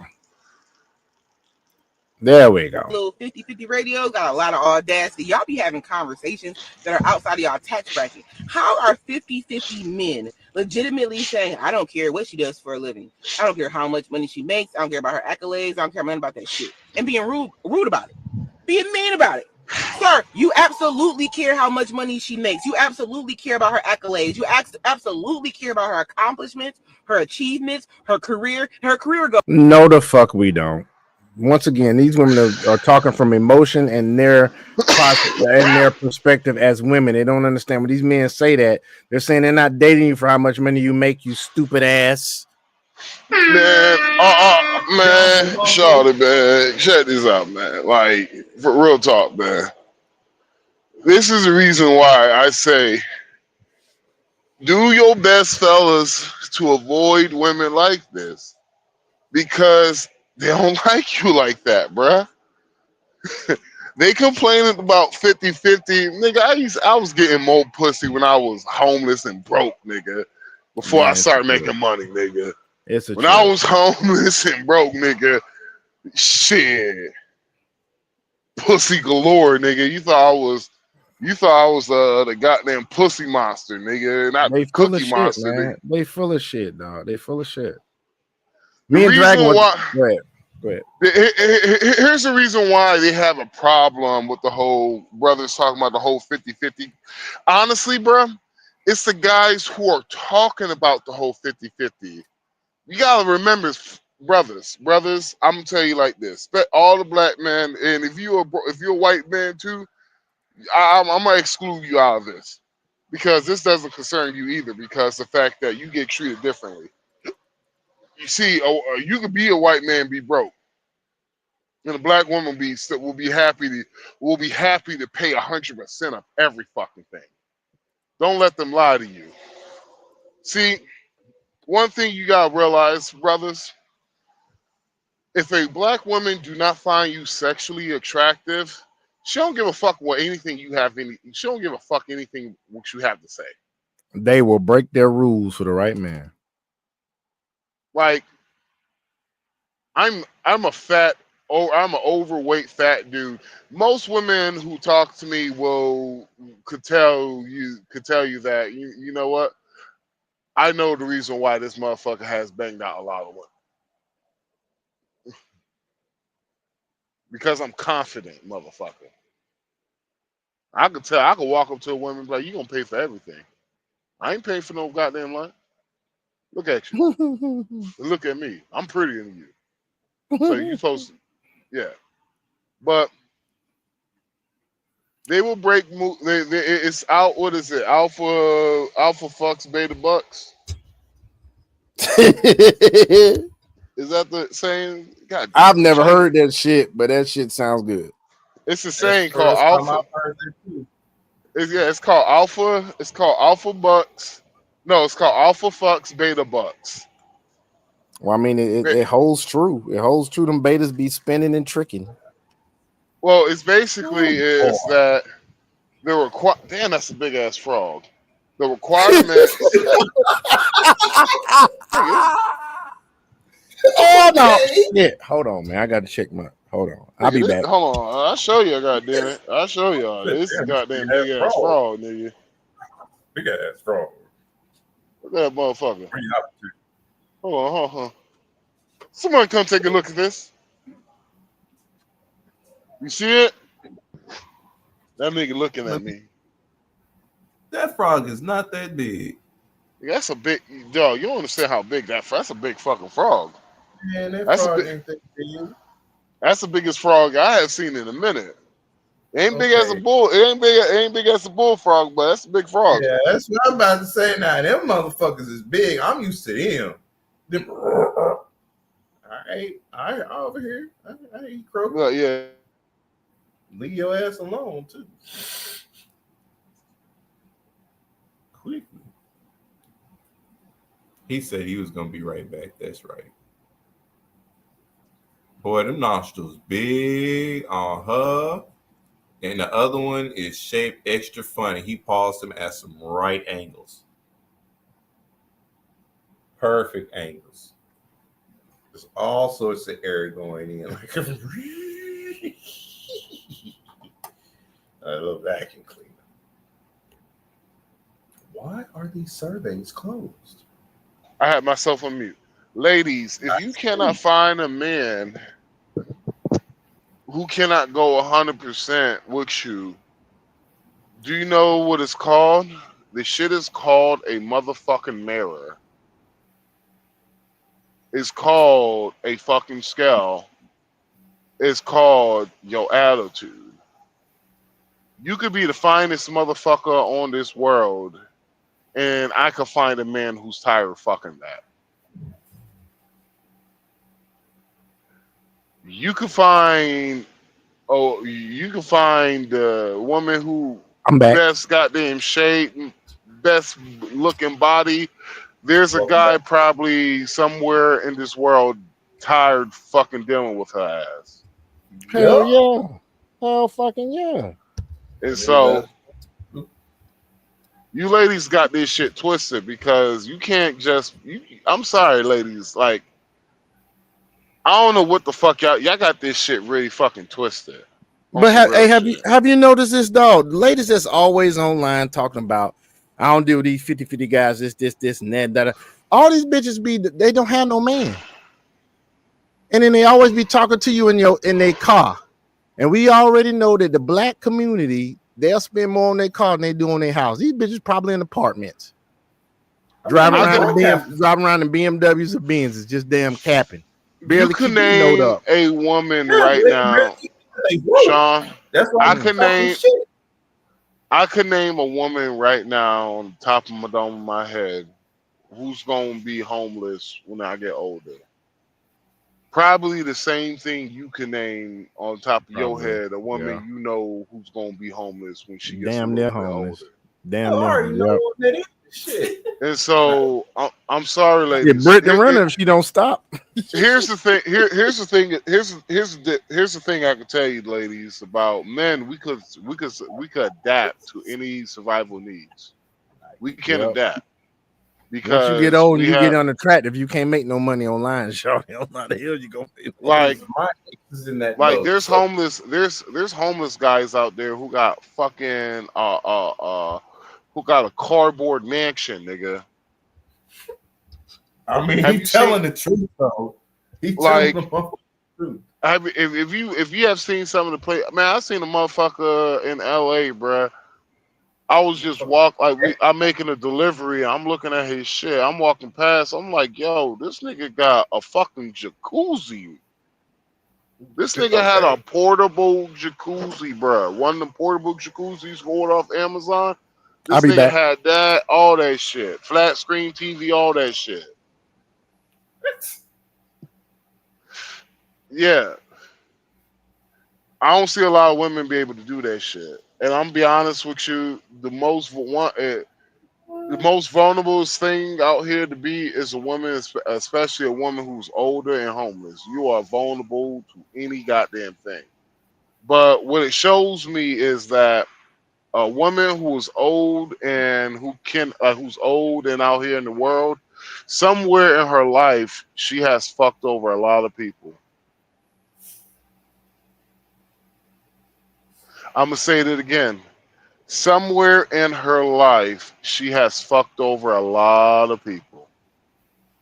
Because it's an easy pill to swallow for a man to be homeless. It's a hard pill to swallow for a family member, a lot of women to be homeless. I can see that. one thing I can say, my sister, she has done some shit. One thing I can say about my sister is she was never truly homeless. I could say you could say she was never truly homeless, and like until she start doing her own shit. But yo,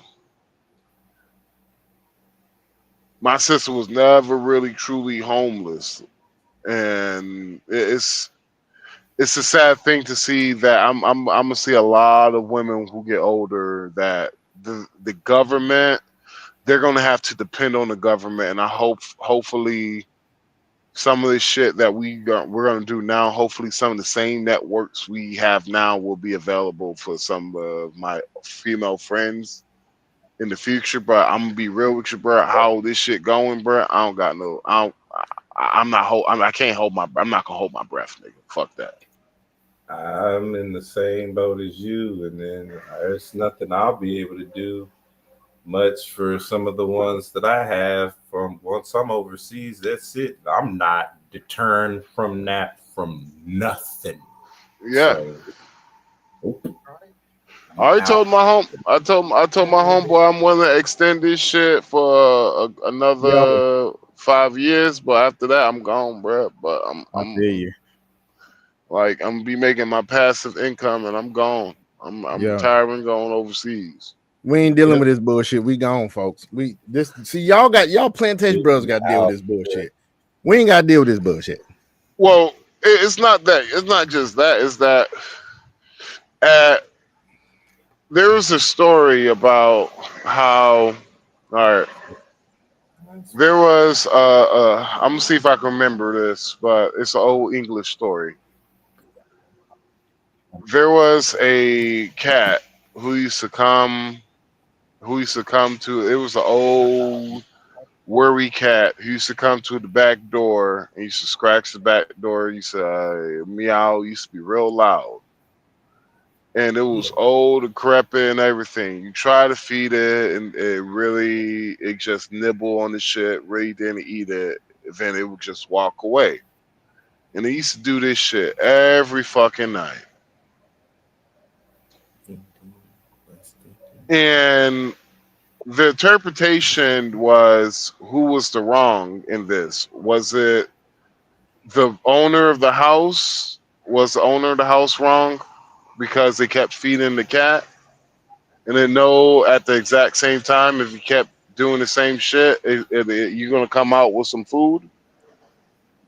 Or was it the cat who just kept on coming just because he knew that you're gonna come out and keep feeding them food?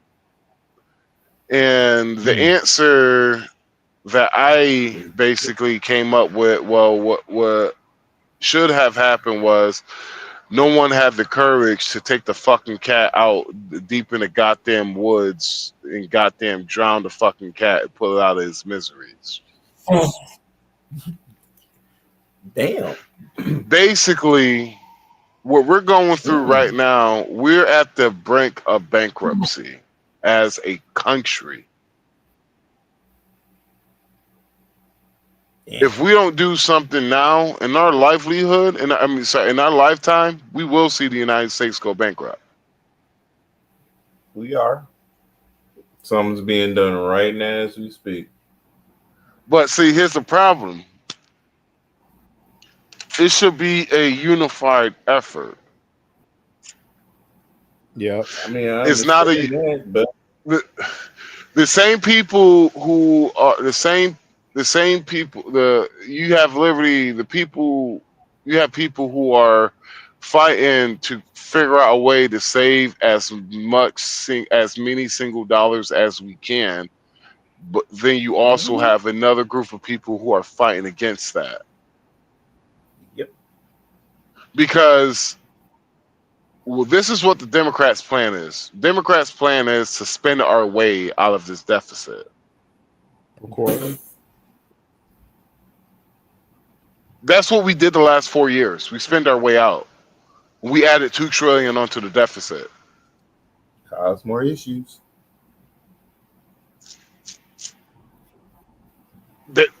That was Kamala's. That was Kamala. And when all you Democrats get mad at me saying why the reason why I ain't vote, well, you're kind of liberalish yourself. Why you vote Democrat? Because your policies fucking sucked. Yep. Your policies are ass. Like that. Just think about it. Think about it. Okay. The highest crime cities in all of America are in all Democrat cities. That's true. That's very true. Very true. I would say I really don't have the numbers on it, but I am guaranteed probably more the police brutality shit happens in Democrat areas because it it's a ain't high crime happening in the red area. states. The red states having it. Shit. Majority of all the black precincts in America are in Democrat-run areas, but majority of all the black precincts are in the bottom category, on the bottom of the bottom of the bottom, the bottom of the bottle. Who got the bottom of the bottle? Yeah, you at the bottom of the bottle when it comes to statistics across your other counterparts of different races. Mm-hmm. Dragon, I'm about to ask you a question on the podcast stream. On Okay. On in WhatsApp. But I'm not gonna tell you folks to do what you want to do. You do what the fuck you want to do. You do what is best for you. Don't let Max Powers tell you his truth, because that nigga, he don't make sense sometimes. So I understand. Fuck that nigga. But what I'm gonna say is this. I hope you niggas right.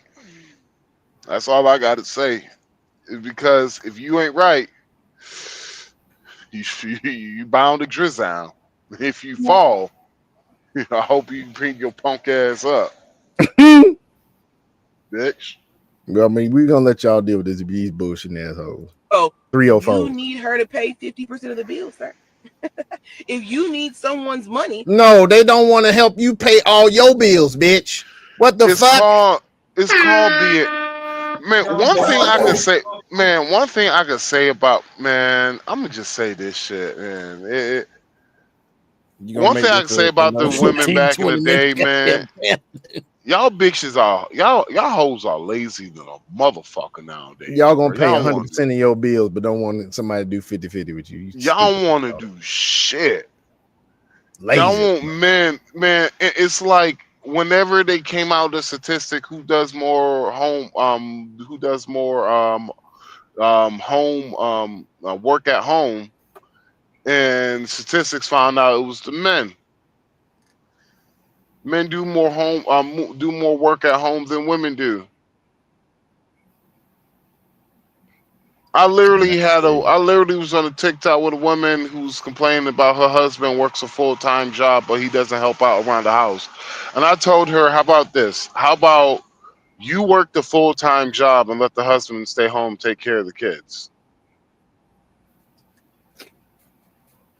She said she didn't want to do that. And so I was like, so wait, he's paying all the bills. He's working. How many hours he works a week? She said he works 60 hours a week. I was like, ma'am, I would divorce your ass. I would divorce your ass. And she got mad. Hey, she got mad. I was like, ma'am, not only will I divorce your ass, I'll forget I even had a kid with you, because that kid you gonna raise that kid to be a failure, like be a failure like how your marriage gonna be. But I told her, I was like, if I was his ass, I'll find me another woman, and shit, I can make more kids. God damn it, fuck it. I was like, hey, how you're gonna drag his ass to the family court anyway? How I see how your attitude is anyway, because I was like, man, that's pretty fucking selfish and lazy. Also at the end, she was like, well, have you ever had to take care of fucking kids before? I'm like, yeah, I had taken care of kids before. It's literally 3 hours to 4 hours worth of fucking work each day. 4 hours. 4 hours, and that includes cooking, cleaning, and all that shit. Cooking, cleaning, and teaching the kids a little bit some bullshit. Yeah, that's some bullshit. Then these motherfuckers lazy as fuck. Lazy than a motherfucker, bruh. Like bruh. Like, oh my god. I'm gonna be honest with you, bruh. I wish I could go back in time and make Kevin Samuels put down the goddamn Red Bulls. You Tell know, him drink right? this Exactly. and drink this energetic mushroom tea from Thailand, some shit. Like, drink this herbal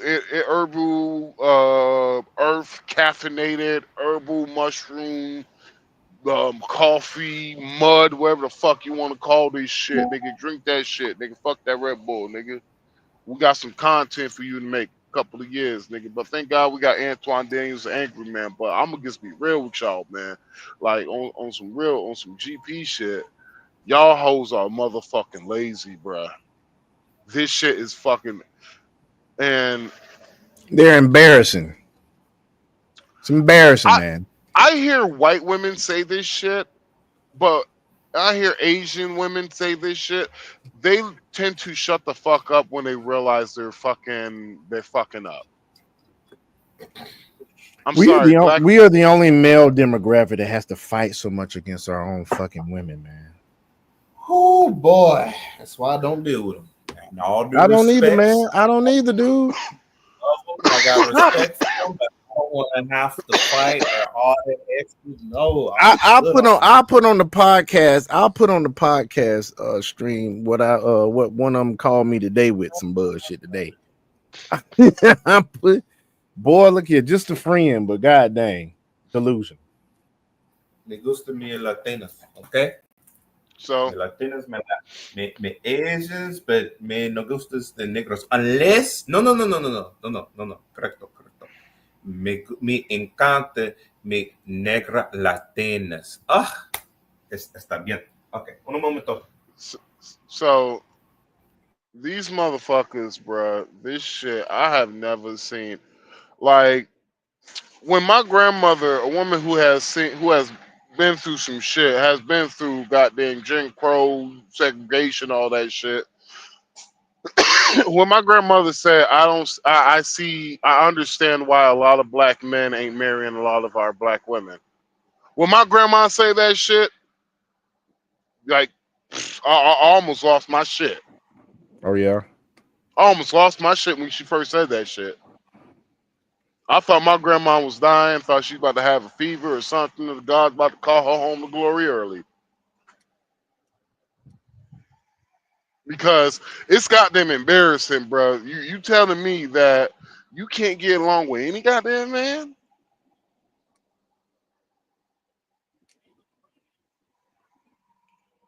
That shit's embarrassing. But let's finish this up, folks. We've been going 3 hours. They gotta make money. The fuck are you talking about? And that's why there is a male loneliness epidemic, because y'all motherfuckers stupid as fuck. There is no male loneliness epidemic when it comes to women. It's a male being alone epidemic. Really? We ain't lonely. We ain't lonely. Do you see my face? I see your face, bro. Some bullshit. Bitch, we been lonely in this motherfucker. The fuck? Because y'all ain't worth shit. Y'all We've not been worth lonely most for of y'all ain't worth shit. We've been lonely for years. What the fuck you talking about? Bitch, we was born by this, molded by this. We embrace it. Shit, we had to embrace this shit. You motherfuckers don't know what the fuck y'all talking about when it comes to loneliness. Who is the highest demographic to most likely to self-medicate when it comes to alcohol and other illicit drugs? It's women. It's not men. It is actually women. And the only stat you'll see similar to that, or even speaking of that, as far as the demographic that underlies themselves the most, it don't have nothing to do with women. It has something to do with the pressures of the world. It has something to do with the demands that are placed upon us by the society. And that's men. They self, they self-delete themselves at a higher rate than women. But we got to deal with y'all dumbasses. We got to deal with our boss at the damn job. We got to deal with bills and fucking government and shit and police and all that other bullshit. So, y'all, some of y'all women ain't shit. Women out there that know they the shit know they the shit. Except for the ones that's delusional. The good women out there know they good women. And it's a damn shame you can't find a good man. But that means also you need to work on your choosing skills too, Sean. Maybe you need to get in different areas. You say you ain't found a good man, ain't no good men out there, and you're a good woman. Maybe you need to go do some things that good men will be interested in. Why don't you go up to the nearest gun club and learn how to shoot? I bet you find a good man there. Guess what? Ain't no felon can goddamn go to no gun club, bitch. Ain't no felons going up to no gun club. If not, then you'll see one that might go in there to shoot because they don't check shit. But most of the time, there ain't no felon going to no gun club. Hey, we can stop all the crime in the black community if the lovely ladies will give up the niggas that they fucking. I'm telling you. You know what I'm talking about. Honest though. Go up to your local Home Depot, ladies. Go up to your local Home Depot, ladies. Plenty good men walking around Home Depot. Even the brother. What I just said, even the brother behind the counter don't even know me. He just saluted my ass because he was just like, "Fuck." He know I'm telling the truth. We can stop all the crime in the black community. That you bitches give up these niggas. Stay out the club. Stay out the club, bitch. They're too hood for that, man. And if you're gonna go to a club, go to a fucking jazz bar. Go get a damn mature acting nigga. Y'all always want these same niggas that's got these baby mamas and shit. You knew he had a baby mama, you still spread your legs to the nigga. The fuck? Because women like drugs. That's why. They like drugs. Look, you know what? And we're wasting our breath, dog, because the women that are guilty of all this shit, they are still slaves to their hormones, they're slaves to their delusion. They're slaves to social media. That's why I tell guys when you vetting, you meet a chick that you like and she pretty and whatnot. She may be a little feminine. She could be a little feminine, but if she's using these social media hot terms, she use any social media lingo whatsoever. The bitch is in her phone too much, and she is liable to be influenced the wrong way. I'm about to drop you, fellas. I'm about to drop y'all a gem real quick. All right. Let me help you out, fellas. A woman that, all right, here's one how you get see if a good way of vetting, right? To see if your woman raised to be some form of a wife. Ask her, do she like watching TV shows and movies? More likely, if a woman who's basically that is her thing is watching TV shows and movies, she was not raised by her parents. She was more likely maintained. So they either sat a tablet in front of her ass or a TV. So a lot of those women, you're not going to be able to go against her programming, bruh. That woman is programmed. And it's hard to break through that programming. You're not a hacker. So, what do you think, Sean? What do you think? I mean, that's very astute to say that. I mean, you have a point. I mean, I try to monitor the electronic. I try to make sure they take breaks from electronics and shit. Have them play outside and shit. Do some kind of activity. I got to, you know what I'm saying? How often? How many hours a day do they watch, or are they on their electronics? Over here, I would say no more than 3 hours, and that's too much. So, 2 hours is, and this is what most psychologists and people who do the math on all that shit when it comes to the kids' watch hours, but they said 2 hours max for children above the age of 13. an hour max below that. Cool. Hey, Dragon about to drop out though. Hey, Dragon, take care, man. We're gonna be going in just a minute. Yeah. We're gonna finish All it. right, We're gonna finish this up, and then we're gonna be out. All right, Dragon. right, well, Tell your y'all friend have a good get week. that cough together, nigga. And thank everyone for watching the broadcast and coming through. We always appreciate y'all for coming to this magnificent podcast. Y'all have a good night. Take care. Yes, sir. But I'm yeah, for man, real. Yes, sir. let's finish this Real. up, man. I need you to pay 50-50, but I don't care how much money you make. That doesn't make any sense. That doesn't make any sense as a grown adult fucking person. If I need you to help me pay bills, it absolutely matters how much money you make. You're out of your tax bracket because the men that legitimately have this conversation, first and foremost, when they're saying that I don't care how much money she makes and I don't care about her degree, they're not saying it in a condescending, disrespectful tone. They are saying it to insinuate, because I talk to grown ass men. The men that literally are saying that to you, ma'am, are just men that are going to fuck you. They're not telling you the truth.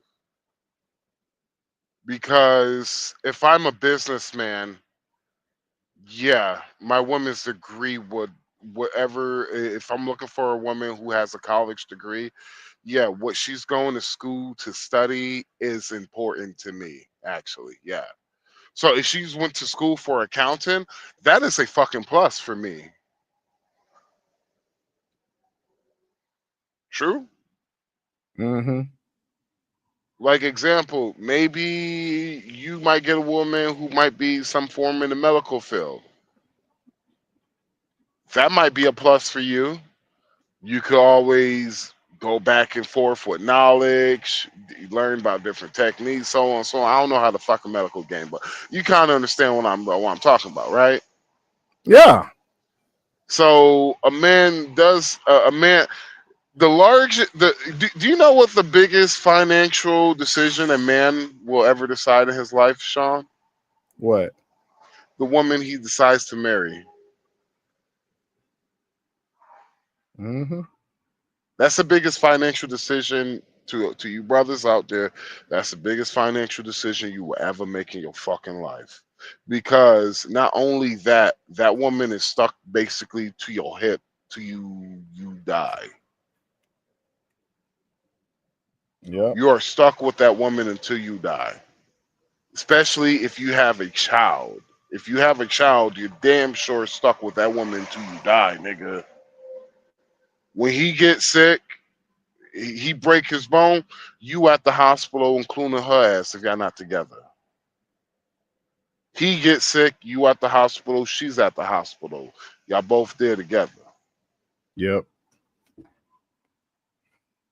So you telling me some person you gonna have at your hip for the rest of your life, you telling me you're not gonna really put some real thought into it?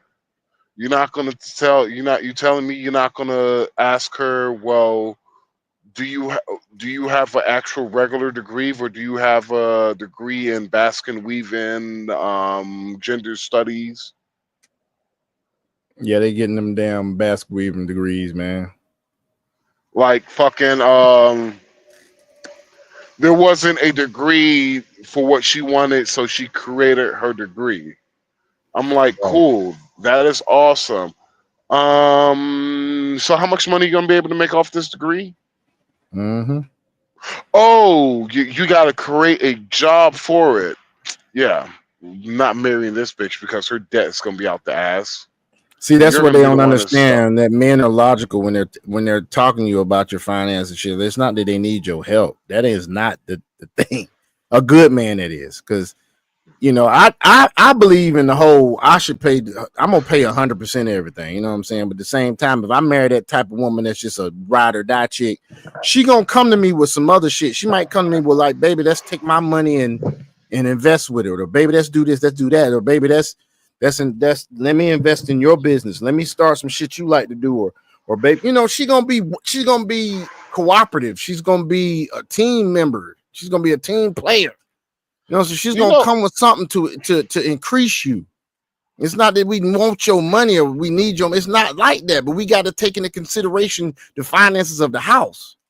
And if you can only do 30%, he can do the rest. I mean, that's why you need to know. It ain't that 50-50 shit. They also thinking about, okay, bitch, you paying 100% now. We can do this thing together and come up together. But y'all dumbasses so prideful. Y'all think y'all the shit. Y'all not the shit. Mhm. Like, bruh, it's like what one of my exes that I'm still like. She lost, like, when she broke up with me, it was just like she lost, like, everything after that. She lost, like, she lost a lot. I don't even feel bad for her anyway. Like, people will say, "Oh, you supposed to be kind-hearted." Nah, I don't feel bad for her. I'm like, nigga, I'm like, I seen you know how you say men are logical. Mm-hmm. I seen the type of shit she was about to go through, and because I did I put two and two together, and I did her finances in my head, right? And then I put down her finances down, and I looked at her expenses, and I looked at how much she make, and I was like, yo, you don't make enough. They don't understand when men say they provide. It's not just money. Yeah. Provide structure. Provide spiritual leadership. We provide so many things that y'all want to go straight to money. That's not what life is all about. Yeah. Well, I told her she'll make enough, and I was like, I could tell That's, these last two. That's financial advisement that he gave her, y'all. I told her, I was like, I could tell the last 3 months I've been saving your fucking ass. I could tell that for sure. And she was like, she thought I was being, like, disrespectful about it. I was like, no. I was like, you need to be a better steward with your money. And I was like, I'm your boyfriend. You're not my fiance nor my wife. And I was like, now, if we were going into that step, and if we were talking about doing something like that, I was like, you know what? It wouldn't be a bad thing. You, your name, your good family name, with my experience in life, money, so on, whatever, will make a good fucking team. But I kept it real with her. I was like, yo, I'm gonna be honest with you. That love shit is gonna have to really develop for me and for you. I got to develop that love. That love that you want, I'm gonna have to develop that shit. Because I'm like, I'm gonna be honest with you. You seem like you're full of shit too, which she was. I called her out on it, but she was full of shit also. And so when it comes to the women, they just want a lot of transactional shit. But the shit that I told her is that it's the shit that she needed a man to tell her. But men that try to evolve around her orbit don't have the balls to tell her that. That seems to be a lot of women out here have It's those men because in their orbit.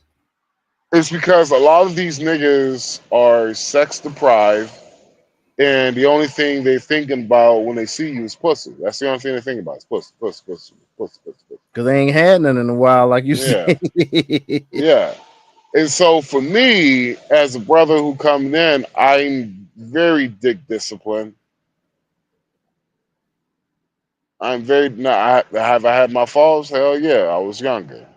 But I am very dick disciplined as an older man now. And I'm not fucking everybody. I don't need to fuck everybody. I'm like, shit. I have been with a lot of women. I'm like, shit, how much pussy do I need to get in order for enough to be enough? You feel me? And so it was more than finances that she was learning from me, but she didn't listen. She ain't gonna listen. She ain't listen. Of course, she lost her house. She lost a brand new car. She lost a lot of shit, nigga. She lost her fucking job too. She had a good job too, nigga. Good job. Really good job. She lost that too. She lost a lot, nigga. Hey, she lost a lot. And you want to hear something? She deserved everything she get, because you cannot build a house You cannot build. What that lady say off the Family That Prays? You cannot build a house of fortunes off of other people's miseries. Mm. That's what basically she tried to do. She was trying to build a house of wonders off of other people's miseries. Right. And it wasn't other people. I meant to say it was other men's miseries. Mm. Because one thing I learned about the rave scene and learning the thing about the party scene in Atlanta, when they say is she's not yours, it's just your turn, they mean that shit in Atlanta, especially with the women. They mean that shit. Hell yeah. But shit, let's keep this going, man. It's getting late in the broadcast, man. Yeah, my bad. Got money, doctors, lawyers, accountants. I'm in a professional field, baby. It's men with millions of dollars, hundreds of thousands of dollars on a regular basis that I talk to. And they don't have you, and you ain't being kept because you ain't pretty enough. There's men that make that type of money not looking for a woman like you. They say that because why do women, when they say this shit, they make it sound like a flex? It's not a flex because we looking at you and you ain't been scooped up, so you really making yourself look bad as fuck. It's like this. It's like, why don't women, some of these ladies, have the self-awareness to be like, all right, you know what? Let me step to one of these brothers and ask them, why aren't you brothers like you ain't checking for me? They'll tell you ugly as shit. They'll tell you. They're like, oh shit, yeah, man. I'm like, oh, you're not attractive to me. And see, here's the thing though, and I'm gonna have to call out some of you white collar brothers too, because y'all fucking panderers. A lot of y'all panderers and goddamn simps. I'm sorry, I gotta say that shit. That's the goddamn truth, nigga. If you got a problem with it, send me the Addy, nigga. Yep. Whoop your ass. Send me the Addy to the closest Walmart. Whoop your ass in the produce section, nigga. But moving on. They do not need any financial provisions or assistance from their woman. Y'all little 50-50 radio. So that's it for this, y'all. But yeah, man, we about to end this broadcast, but y'all see what the hell we dealing with. And watch, get your passports, fellas. Get your passports. You're gonna have women gonna give you trouble regardless, dog. You just gotta find the one's gonna give you the least amount of trouble. I ain't gonna lie to you. I got a little chick now in the Dominican Republic. Her the only problem having her is fear because she hasn't been with nobody else since her baby daddy in any meaningful relationship. So she has some fear because of how he did it. But other than that, she ain't treating me like a woman that's over here in America would treat you, dealing with her goddamn baggage and shit. This chick don't treat me with that. She's just a little fearful. Other than that, treat me good. You know what I'm saying? Hey, Give Sean, me good, love and all that stuff, man. Hey, you know what I tell her? Same thing I tell my girl. Fear and pain is just weakness just leaving the body. You fight through it. No, I'm talking shit though, because my bad back. Hey, if I sleep the wrong way, I get the wrong. If I get my bad back, nigga, that fuck my whole week up, nigga. I feel you, dog. But yeah, but yeah, folks, it's been a nice one. We got to go. I got to do some driving pretty soon, so I gotta give me a little rest. Yeah, man. We're gonna do this thing another time, probably tomorrow. Let's do it tomorrow. We can do it tomorrow. I think we can do it tomorrow. I don't think I gotta work tomorrow night. So in other words, y'all, we'll see y'all again. It's been nice. Holla at you. Peace.